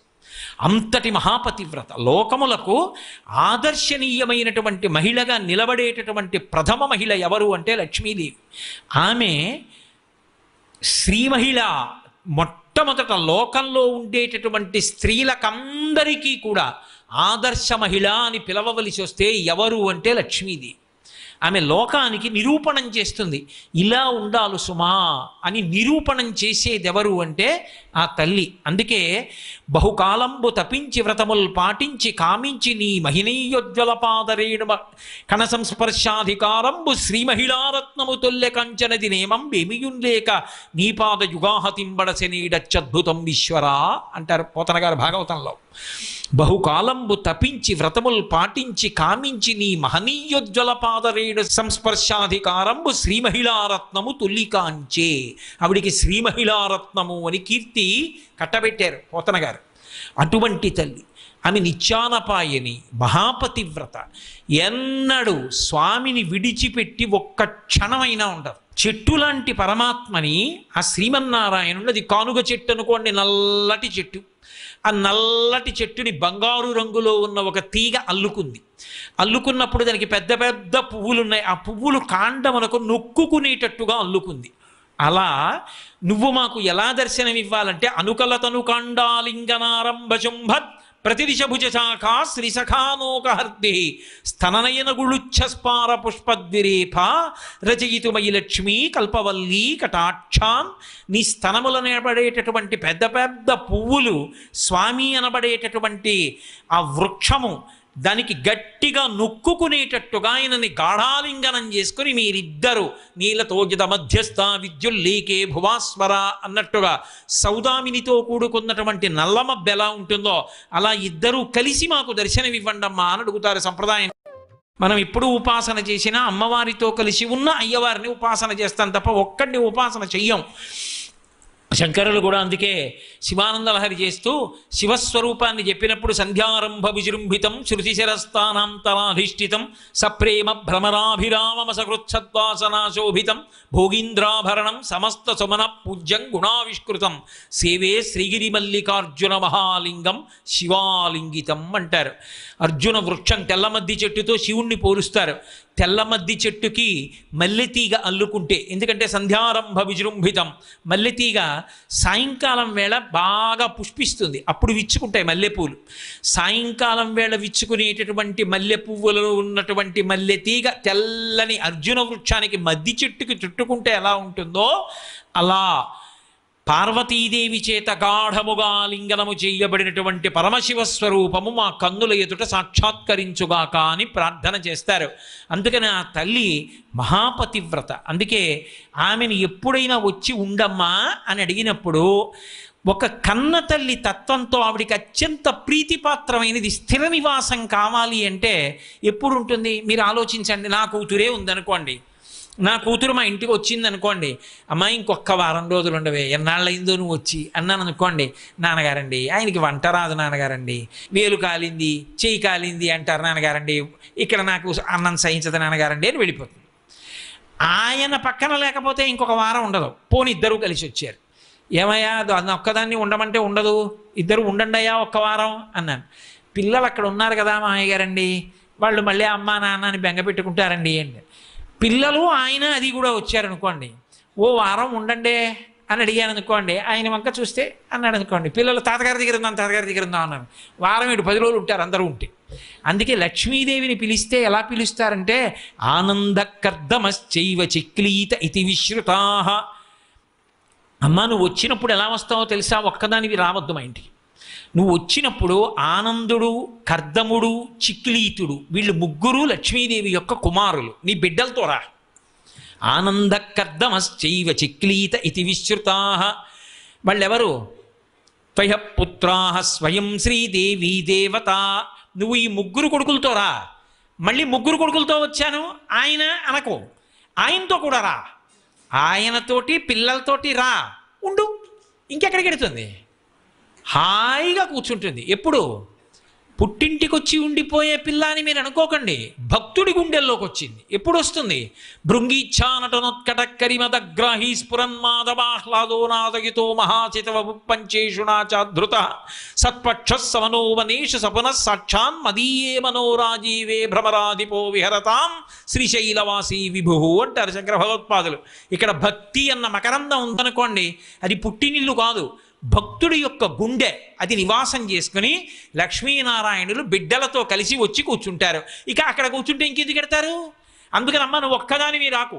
ఆనందకర్దమశ్చైవ చిక్లీత ఇతి విశ్రుతా. నీ బిడ్డలతో రా, స్వామితో రా, వచ్చి ఉండు అని పిలుస్తారు. అంటే ఆ జగన్మాతృత్వంలో, ఆ లోకమాతృత్వంలో ఆ తల్లి యొక్క కరుణా హృదయం, ఆవిడ పాతివ్రత్యం, ఆవిడ లోకంలో ఉండేటటువంటి మహిళలందరికీ కూడా ఆదర్శమూర్తి అయి భర్తని అనుగమిస్తే గుండెల్లోకి ఎలా చేరచ్చో, ఒక స్త్రీ హృదయం ఎలా ఉంటుందో, ఎంత పరిపక్వతని పొంది ఎంత సంస్కారయుతంగా భర్తని గురించి ఆలోచిస్తారో, అలా ఆలోచించబట్టి కదూ పతివ్రతలైన స్త్రీల వలన నెలకి 3 వానల్లో 1 వాన అని శాస్త్రం నిర్దేశించింది. అది ఆ తల్లి యొక్క వైభవం, లక్ష్మీ తత్వం. అందుకే ఎక్కడ లక్ష్మీదేవి ఉంటుంది అంటే ఎక్కడ భార్యాభర్తలు పిల్లలు పరమ ప్రేమగా ఉంటారో, కర్తవ్యత నిష్ఠతో ఉంటారో, ఆ తల్లిని తండ్రిని చూసేటప్పటికే ఆదర్శం కావాలి. ఒక్కటే పరీక్ష, ఈ పని చేస్తే మా నాన్నగారు ముఖం చూస్తారా, మా నాన్నగారు ఒప్పుకుంటారా? ఒప్పుకోరు.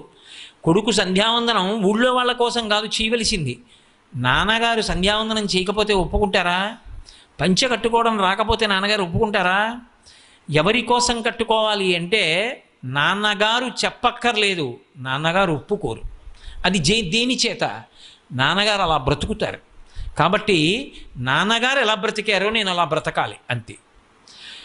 నాన్నగారు ఎలా బ్రతకాలో అలా బ్రతకాలన్నది పిల్లలకు వచ్చేస్తుంది. అమ్మ ఎలా ఉందో అలా ఉండాలన్నది ఆడపిల్లకు వచ్చేస్తుంది. మీరు చూడండి, ఇంటికి వచ్చిన వాళ్ళని ఆదరించడం అన్నది ఎప్పుడు వస్తుంది? ఇద్దరి వల్లనే వస్తుంది. మొట్టమొదట పుట్టింట్లో రావాలి. ఇంటికి వచ్చిన వాళ్ళని ఆదరించడం అన్నది ఆడపిల్లని దగ్గర పెట్టుకుని తల్లి నేర్పుతుంది. అయోధ్యకాండలో సీతమ్మ చెప్తుంది, ఆఖరికి పాణిప్రదాన కాలేజ, పాణిప్రదానం జరిగేటప్పుడు కూడా మా అమ్మ నాకు అత్తవారింట్లో ఎలా ఉండాలో చెప్పిందమ్మా అంటుంది. ఇంటికి ఏ మహాత్ముడు వచ్చాడో ఆయనకి ప్రేమతో పెట్టిందే ఐశ్వర్యానికి కారణం అవుతుంది. కాబట్టి పుట్టింటిలో సంస్కారం పొందాలి, అత్తవారింటిలో అత్త కోడలు కలిసి అలా ప్రవర్తించాలి. లోకాలకన్నిటికీ కూడా ఆదర్శవంతంగా నిలబడే కుటుంబం ఏది అంటే ఆ లక్ష్మీనారాయణుల కుటుంబం. అందుకే మాకు తండ్రి ఎవరు అంటే శ్రీ మహావిష్ణువు, మా తల్లి ఎవరు అంటే శ్రీ మహాలక్ష్మి. వాళ్ళిద్దరూ ఎలా బ్రతుకుతున్నారో అలాగే కుటుంబాలన్నీ బ్రతుకుతాయి. ఆ తల్లిదండ్రుల పోలికే బిడ్డలందరికీ ఉంటుంది. అందుకే భారతదేశం ఒకరు ఇంటికి వస్తే అన్నం పెట్టి ఆతిథ్యం ఇచ్చేటటువంటి ప్రదేశం అయింది. ప్రపంచానికి అంతటికీ కూడా పూజామందిరమైంది భారతదేశం. కర్మభూమి, యజ్ఞభూమి అయింది. వివాహ సంస్కారంలో భారతదేశం అంటే అన్ని దేశాలు రెండు చేతులెత్తి నమస్కరిస్తాయి. ఒకసారి పురుషుడు స్త్రీ భార్యాభర్తలై నిలబడితే చావో రేవో ఇక ఆ జీవితానికి అంతే. అంత గొప్ప దేశం ఈ దేశం అని. అది ఎక్కడిది అంటే, అలా బ్రతకడానికి మనకి ఆదర్శ పురుషులు ఎవరు అంటే మన తల్లిదండ్రులైన లక్ష్మీనారాయణులు. ఆ తల్లి యొక్క తత్వం అది. అటువంటి తల్లి తత్వాన్ని విని మురిసిపోవడం అంటే ఆవిడ్ని దృష్టిలో ఉంచుకుని ఆవిడ అనుగ్రహం పొందడానికి వీలైన రీతిలో ఆ భక్తితో ఆ ఆర్ద్రతతో మనం ప్రవర్తించిన నాడు ఆవిడ చేతులు పద్మాల్లో ఉంటాయి, ఆవిడ పాదములు పద్మాల్లో ఉంటాయి, ఆవిడ కూర్చునేది పద్మంలో కూర్చుంటుంది, ఆవిడ శరీరం నుంచి వచ్చేటటువంటి వాసన పద్మంలోంచి వచ్చేటటువంటి వాసన వస్తుంటుంది, పద్మగంధినీం. ఏమిటిదంతా? ఎందుకు ఆవిడికి పద్మానికి అంత సంబంధం చెప్పడం? మీరు బాహ్యంలో ఒక్కసారి ఆలోచన చెయ్యండి. అసలు పద్మంలో కూర్చోవడం అనేటటువంటిది ఎవరికైనా సంభవం అవుతుందా? అసలు పద్మంలో కూర్చోవాలి అంటే అది చిన్న పద్మం అయి ఉండాలి. అసలు అందులో కూర్చోవడం, ఆ పద్మం నలిగిపోకుండా ఉండడం బాహ్యంలో సంభవం అవుతుందా? మరి సనాతన ధర్మంలో దేవతలకి సంబంధించిన విషయాల్ని ప్రస్తుతి చేసేటప్పుడు ఇటువంటి రహస్యార్థములతో కూడుకున్న విశేషణాల్ని వాడుతూ ఉంటారు. ఆ పద్మం ఆంతరమునందు శ్రీవిద్యా రహస్యం. ఎందుచేత అంటే ఊర్ధ్వముఖ చలనం చెయ్యాలి అనుకునేటటువంటి వ్యక్తి పద్మములను దాటవలసి ఉంటుంది. మూలాధార చక్రం దగ్గర నుంచి సహస్రారం వరకు ఉండేటటువంటి చక్రములనన్నిటినీ కూడా పద్మాలుగా వర్ణన చేస్తారు. ఈ అన్ని పద్మలలోనూ అమ్మవారే ఉంటుంది. చిట్ట చివరికి సహస్రదళ పద్మస్థ సర్వవర్ణోపశోభిత అని సహస్రారము అనబడేటటువంటి పద్మమునందు కూడా ఆవిడే ఉంటుంది. అందుకే మనిషికి ఉండేటటువంటి రంధ్రములు నిజానికి 11 రంధ్రములు ఉంటాయి. ఇందులో 2 కళ్ళు, 2 ముక్కులు 4, 5 నోరు, అలాగే 2 చెవులు 7, 8 మలద్వారము, 9 మూత్రద్వారము. ఈ 9 కాకుండా 2 రంధ్రాలు ఉంటాయి. ఒక రంధ్రం తల్లి కడుపులోంచి బయటికి రాగానే మూసుకుంటుంది.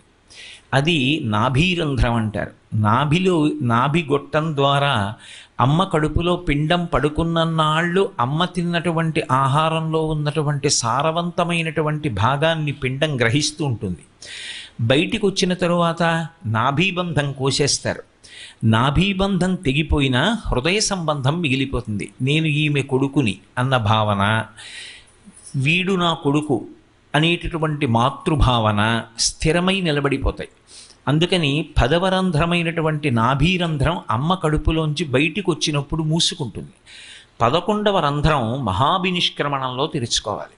దాన్ని బ్రహ్మరంధ్రం అంటారు. బ్రహ్మరంధ్రం జోలికి వెళ్ళడం కానీ, బ్రహ్మరంధ్రాన్ని ముట్టుకోవడం కానీ, బ్రహ్మరంధ్రాన్ని తట్టడం కానీ బయట నుంచి చెయ్యరు. దువ్వెన ఇక ముందుకు కదలక ఆగిపోవాలో ఆ ప్రాంతాన్ని బ్రహ్మరంధ్రం అని పిలుస్తారు. అది ఇప్పుడు తెరుచుకోవాలి అంటే పద్మముల గుండా యోగ మార్గంలో జీవుడు పైకి చిట్ట చివరి ఊపిరి యందు దీన్ని భేదించుకుని పైకి జ్యోతిస్వరూపంగా వెళ్ళిపోతాడు. అలా వెళ్ళిపోయాడు అంటే పైరంధ్రం తెరుచుకుని వెళ్ళిపోతే ఇక మళ్ళీ శరీరంలోకి రాడు అని గుర్తు యోగశాస్త్రంలో. అది చిట్ట చివరి నిష్క్రమణం. అందుకే స్వామి వివేకానందుడు వంటి మహాత్ములు, భగవాన్ రమణులు, డొక్కా సీతమ్మ గారు, ఇటువంటి వాళ్ళ మహాభినిష్క్రమణం అంతా బ్రహ్మరంధ్రం చిట్లిపోయి జ్యోతిస్వరూపంగా వెళ్ళిపోయారు వాళ్ళు. అలా వెళ్ళిపోయారు అంటే ఇక మళ్ళీ శరీరంలోకి రారు. ఒకసారి శరీరంలోకి వచ్చారు కాబట్టి అదే చిట్ట చివరి మృత్యువు. ఇక మళ్ళీ శరీరంలోకి వచ్చే అవకాశం ఉండదు. ఆ యోగ సంబంధమైనటువంటి రహస్యములను తెలుసుకొని అనుష్ఠానంలో ఆ కుండలినీ శక్తిని కదిపి ఒక్కొక్క పద్మంలోంచి దాటి సహస్రార పద్మంలోకి వెళ్ళి సహస్రార పద్మంలో పరమానందాన్ని అనుభవించి బ్రహ్మరంధ్రాన్ని భేదించి యోగి పైకి వెళ్ళిపోయేటటువంటి స్థితి ఏది ఉంటుందో అది కతిచన చిదానందలహరి అంటారు శంకరాచార్యులు వారు. ఎవరో కోట్ల మందిలో ఎవరో ఒక్కడమ్మాది అనుభవించగలిగిన వాడు అంటారు. అందుకే అన్ని జన్మలలోకి ఉత్కృష్టమైనటువంటి జన్మైనటువంటి మనుష్య జన్మలో యోగశాస్త్ర సంబంధమైనటువంటి సాధన చేసి పద్మాసనమునందు కూర్చుని ఉండేటటువంటి ఆ తల్లి యొక్క అనుగ్రహము చేత పద్మముల వంటి చక్రములను దాటుతూ వెళ్ళి సహస్రార కమలంలోంచి చిట్ట చివర బ్రహ్మరంధ్రాన్ని భేదించి వెళ్ళగలిగినటువంటి స్థితి యోగికి కలుగుతుంది అంటే అది నిజమైనటువంటి లక్ష్మి. అది ఇంకా పరమోత్కృష్ట స్థితి, మోక్షలక్ష్మి. ఇక మళ్ళీ రాడిక, ఇక అది అక్కడతో విడుదల పొందాడు జీవుడు. ఆ స్థితిని ఇవ్వగలిగినటువంటి తల్లి ఎవరో ఆమె పద్మమునందుంటుంది. అంతేకాదు, పద్మము వికసనమునకు గుర్తు. పద్మం బురదలో పుడుతుంది, పుట్టి మొగ్గ క్రమక్రమంగా సూర్యకిరణములకు విచ్చుకుంటుంది. మీరు ఇంకా ఏది తీసుకొచ్చి దాని దగ్గర పెట్టండి, అది విచ్చుకోదు. విచ్చుకోనటువంటి పద్మం ఒక్క సూర్యకిరణ స్పర్శకి విచ్చుకుంటుంది. ఆ విచ్చుకునేటటువంటి ప్రక్రియని వికసనము అంటారు.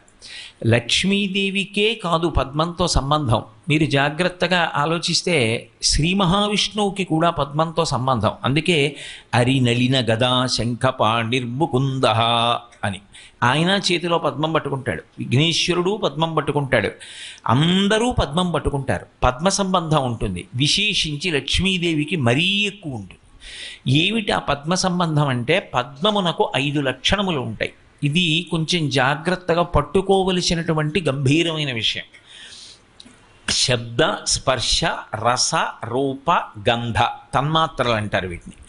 ఈ 5 దేని యందు ఉంటాయి అంటే పద్మమునందు ఉంటాయి.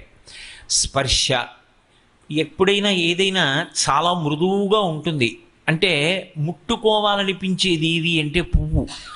అలా వెళ్ళిపోతుంటే రంగురంగుల పువ్వులు కనపడ్డాయి అనుకోండి, ఓ పువ్వుని ఇలా చేత్తో పట్టుకోవాలి అంటే, స్పృశించాలి అంటే ఉత్సాహంగా ఉంటుంది. దాని యందు అంతటి కోమలత్వం ఉంటుంది, అంత అందమైన అమరిక ఉంటుంది. అందుకని స్పర్శ పువ్వుకుంటుంది. అలాగే రస, దాని యందు తేనె ఉంటుంది. ఏ పువ్వు అయినా సరే ఆ పువ్వులో తేనె నిబిడీకృతమై ఉంటుంది. ఈశ్వరుడు అంత అందంగా ఏర్పాటు చేస్తాడు. బురదలో పుట్టినటువంటి తామర పువ్వులో తేనె ఉన్నా ఆ బురదలోనే ఉన్నటువంటి చాపకి, కప్పకి, పీతకి, నత్తకి ఎప్పటికీ తామర పువ్వులో ఉన్న తేనె అర్థం కాదు. ఆ తేనె ఎవరికి అర్థం అవుతుంది అంటే పక్కన అరణ్యంలో విహరించేటటువంటి తుమ్మెదకొక్కదానికే అర్థం అవుతుంది. ఆ తుమ్మెద ఎగిరి వచ్చి ఈ పద్మం మీద వ్రాలి ఆ పద్మంలో ఉండేటటువంటి మకరందాన్ని త్రాగుతుంది. ఈ పద్మంలో రస అంటే రుచి, తేనె ఉంటుంది. అందుకని స్పర్శ, రస, రూప, అద్భుతమైనటువంటి రూపానికి ప్రతీక ఏది అంటే పువ్వే. మిగిలినటువంటివి లోకంలో అందరికీ నచ్చచ్చు, నచ్చకపోవచ్చు. కానీ పువ్వు నచ్చలేదు అన్నవాడు లోకంలో ఉండడు. ఏదో తెల్లటి పువ్వు నాకు నచ్చదండి అన్నవాడు ఉంటాడేమో, కానీ అసలు పువ్వే నచ్చదండి అన్నవాడు ఉండడు. రూపము అంటే పసిపిల్లల దగ్గర నుంచి పెద్దవాళ్ల వందకు అందరినీ ఆకర్షించగలిగినటువంటి కంటికి అత్యంత ఉత్ప్రేరకమైనటువంటి రూపాన్ని పొంది ఉండేది ఏది అంటే పుష్పం, పద్మం. కాబట్టి దాని యందు స్పర్శ, రస, రూప, గంధ, పువ్వు యందు గొప్ప సువాసన ఉంటుంది. అందున విశేషించి పద్మమునందు ఆ సౌరభం చాలా ఎక్కువగా ఉంటుంది. అది కూడా ఏదో పెద్ద గుబాళించేసినటువంటి సువాసన కాదు, చాలా మందంగా. మీరు ఇలా ముఖాన్ని దగ్గరగా పెట్టి వాసన చూస్తే అది తెలుస్తుంది. శబ్దము, పువ్వుకి శబ్దం ఉంటుంది. పువ్వుకి శబ్దం ఎక్కడుంటుందండి? ఎక్కడైనా ఏదో స్పర్శ అన్నారు, ఒప్పుకుంటాం. రసము, అందులో తేనె ఉందన్నారు, ఒప్పుకుంటాం. రూపము, ఒప్పుకుంటాం. గంధము, వాసన, ఒప్పుకుంటాం. పువ్వులకి శబ్దాలు ఉన్నాయా? పువ్వులు శబ్దం చేయడం మీరు ఎక్కడైనా చూశారా? పువ్వులకి శబ్దాలు ఉండవు. మరి పువ్వులకి శబ్దం ఉంటే తప్ప పద్మము పూర్ణత్వాన్ని పొందదు. మరి పువ్వుకి శబ్దం ఎక్కడిది?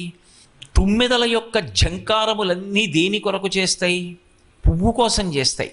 ఆ ఝంకారం అంతా ఎంతసేపు చేస్తాయంటే పద్మం దగ్గరికి వెళ్ళే పర్యంతమే చేస్తాయి. భృంగావళీ చమకరంద రసాను విద్ద జంగారగీత నినదై సహసైవనాయ అంటాం సుప్రభాతంలో. ఆ ఝంకారం చేస్తూ వస్తాయి. ఎప్పుడు ఆపేస్తాయి ఝంకారం? అందులో ఉండేటటువంటి మకరందాన్ని తాగేటప్పుడు ఆ పద్మం మీద కూర్చుని వాలి ఆ ఝంకారం ఆపేస్తాయి. తుమ్మెదల ఝంకారములన్నీ పుష్పముల కొరకు తప్ప వేరొక ప్రయోజనము కొరకు కాదు. కాబట్టి తుమ్మెదల ఝంకారములు పుష్పములకే చెందుతాయి. కాబట్టి పువ్వులకు శబ్దం ఉన్నది.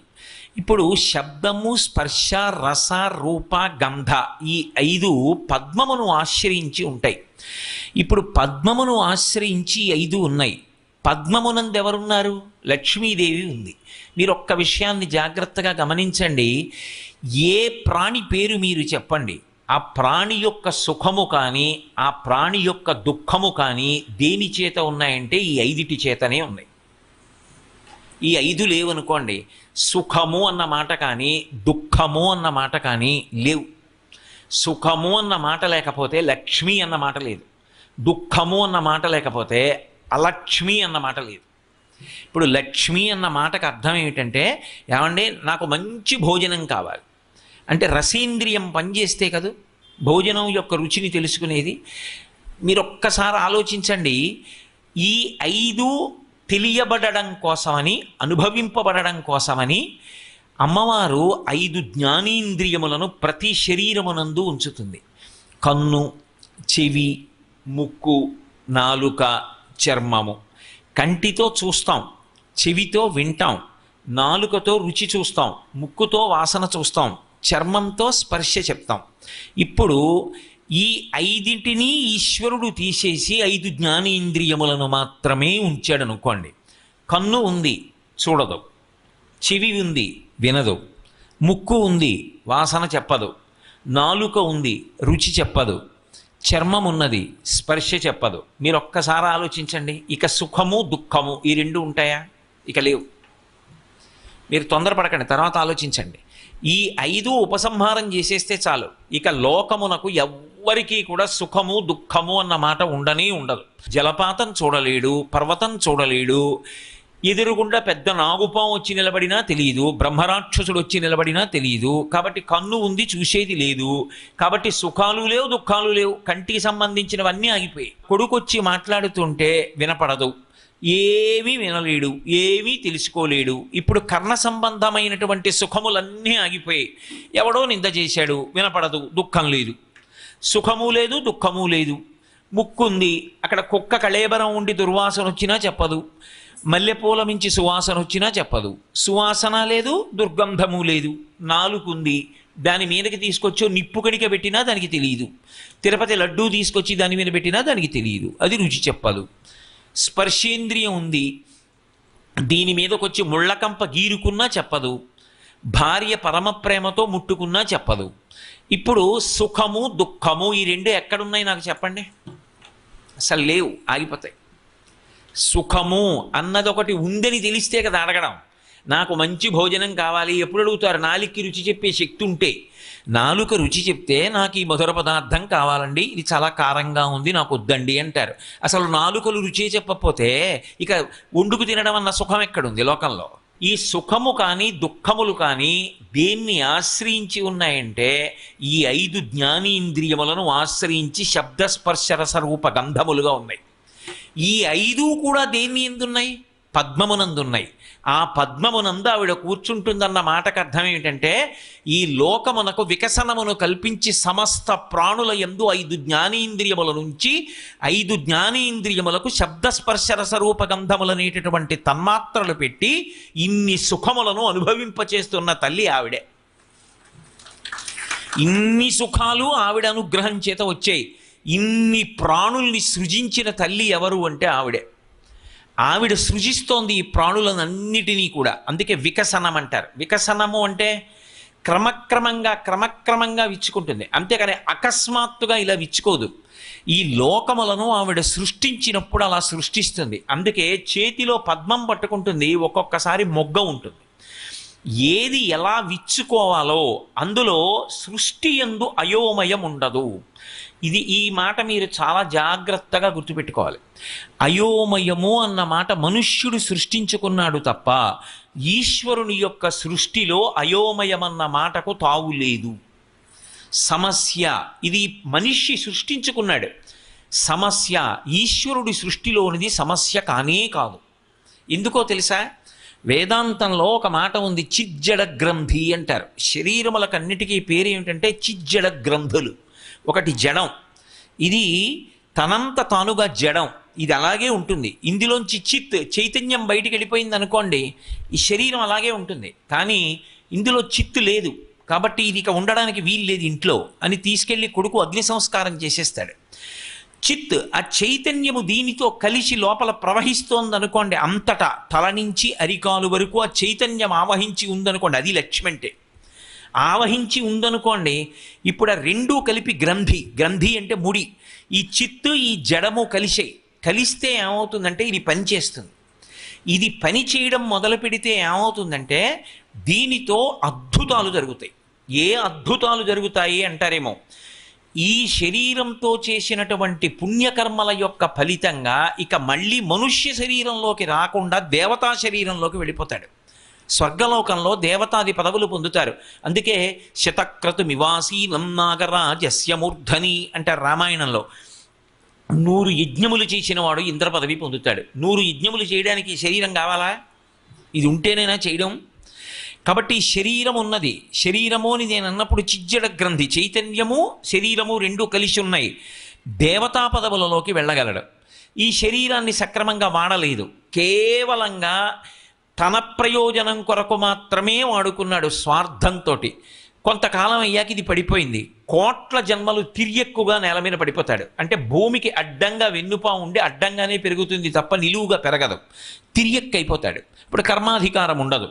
కాదు, నాకు ఈశ్వర పుణ్యము వద్దు, పాపము వద్దు, నీవు ఎలా బ్రతకమని చెప్పావో నేను అలా బ్రతుకుతానంతే. అది దేని కొరకు? నీ ప్రీతి కొరకు. అలాగని ఏ ఫలితం ఆశించడు. నాకు దీని వలన ఏ ఫలితం వద్దు, నేను మీకు చింతపండు ఇచ్చి గిన్నె తోమమన్నాను అనుకోండి, మీరు గిన్నె తోమారు, ఇప్పుడు కొత్తగా మెరుపు తాలేదు, మెరుపుకి అడ్డొచ్చిన మలినం తొలగిపోయింది, కానీ చింతపండు చారు పెట్టుకోవడానికి పనికిరాదు, గిన్నె తోమారు కాబట్టి. కానీ మీరు ఆ చింతపండు చారు పెట్టుకుందామంటే దాంతో గిన్నె తోమకూడదు. మీకు పుణ్యం కావాలి, దానివల్ల కొంత సుఖం ఉత్తర జన్మలలో పొందుదామనుకుంటే ఆ పుణ్యం ఇక చిత్తశుద్ధికి పనికిరాదు. పాత్రశుద్ధికి దాన్ని వాడుకోవాలి అనుకుంటే అది సుఖంగా అనుభవంలోకి వచ్చే అవకాశం. మీకు పుణ్యం కావాలి, దానివల్ల కొంత సుఖం ఉత్తర జన్మలలో పొందుదామనుకుంటే ఆ పుణ్యం ఇక చిత్తశుద్ధికి పనికిరాదు. పాత్రశుద్ధికి దాన్ని వాడుకోవాలి అనుకుంటే అది సుఖంగా అనుభవంలోకి వచ్చే అవకాశం. ఇప్పుడు చిత్తశుద్ధికి పనికొచ్చింది అనుకోండి, కొత్తగా మెరుపు తేలేదు, మెరుపుకు అడ్డొచ్చిన మకిలిపోయింది. అలా ఈ శరీరంతో చేసినటువంటి పుణ్యకర్మల వలన మాలిన్యాన్ని పోగొట్టుకొని పాత్రత పొంది, పాత్రత వలన జ్ఞానమును పొందితే జ్ఞానము కైవల్యమునకు కారణమయ్యి ఇక పునరావృత్తి రహితమైనటువంటి స్థితికి వెళ్ళిపోతాడు. కాబట్టి ఇప్పుడు ఒక్క మనుష్య ప్రాణి అచిజ్జడ గ్రంథి అయి ఈ జ్ఞానేంద్రియములతో కర్మేంద్రియములతో కలిసి ఇతర ప్రాణులు ఏవి దేవతలు కూడా సాధించలేనివి. ఎందుకంటే దేవతలకి కర్మాధికారం లేదు, దేవతలు యజ్ఞయాగాది క్రతువులు చేయకూడదు. అందుకే క్షిణే పుణ్యే మర్త్యలోకం విశంతి, వాళ్ళ పుణ్యం అయిపోతే మళ్ళీ ఈ లోకంలోకి వచ్చి పడిపోతారు. కానీ మనిషి ఇక మళ్ళీ పుట్టవలసిన అవసరం లేని మోక్షం వరకు వెళ్ళిపోతాడు. ఇది ఆవిడ యొక్క అనుగ్రహం. ఆవిడ వికసనమునందు ఒక్కొక్క ప్రాణి యందు ఒక్కొక్క స్థితిని ఉంచుతుంది. అందరికీ అన్ని అధికారాలు ఉండవు, అందరికీ అన్ని రకాలైనటువంటి కష్టాలు ఉండవు. ఒక్కొక్క దాంతో పోలిస్తే ఒక్కొక్కరి కష్టం తక్కువ, ఒక్కొక్కరి యందు ఒక్కొక్క విభూతి పెడుతుంది ఆవిడ. అది లక్ష్మి సృష్టి వికసనము అన్న మాటకు అర్థం. ఇప్పుడు ఇందులో మీరు ఒకటి గమనించాలి, చిత్తుకి ఏమీ అక్కర్లేదు, ఎప్పుడూ చైతన్యం అలాగే ఉంటుంది. దానికి ఆకలి ఉండదు, దాహం ఉండదు చైతన్యానికి. దీనికి షడూర్ములు ఉంటాయి.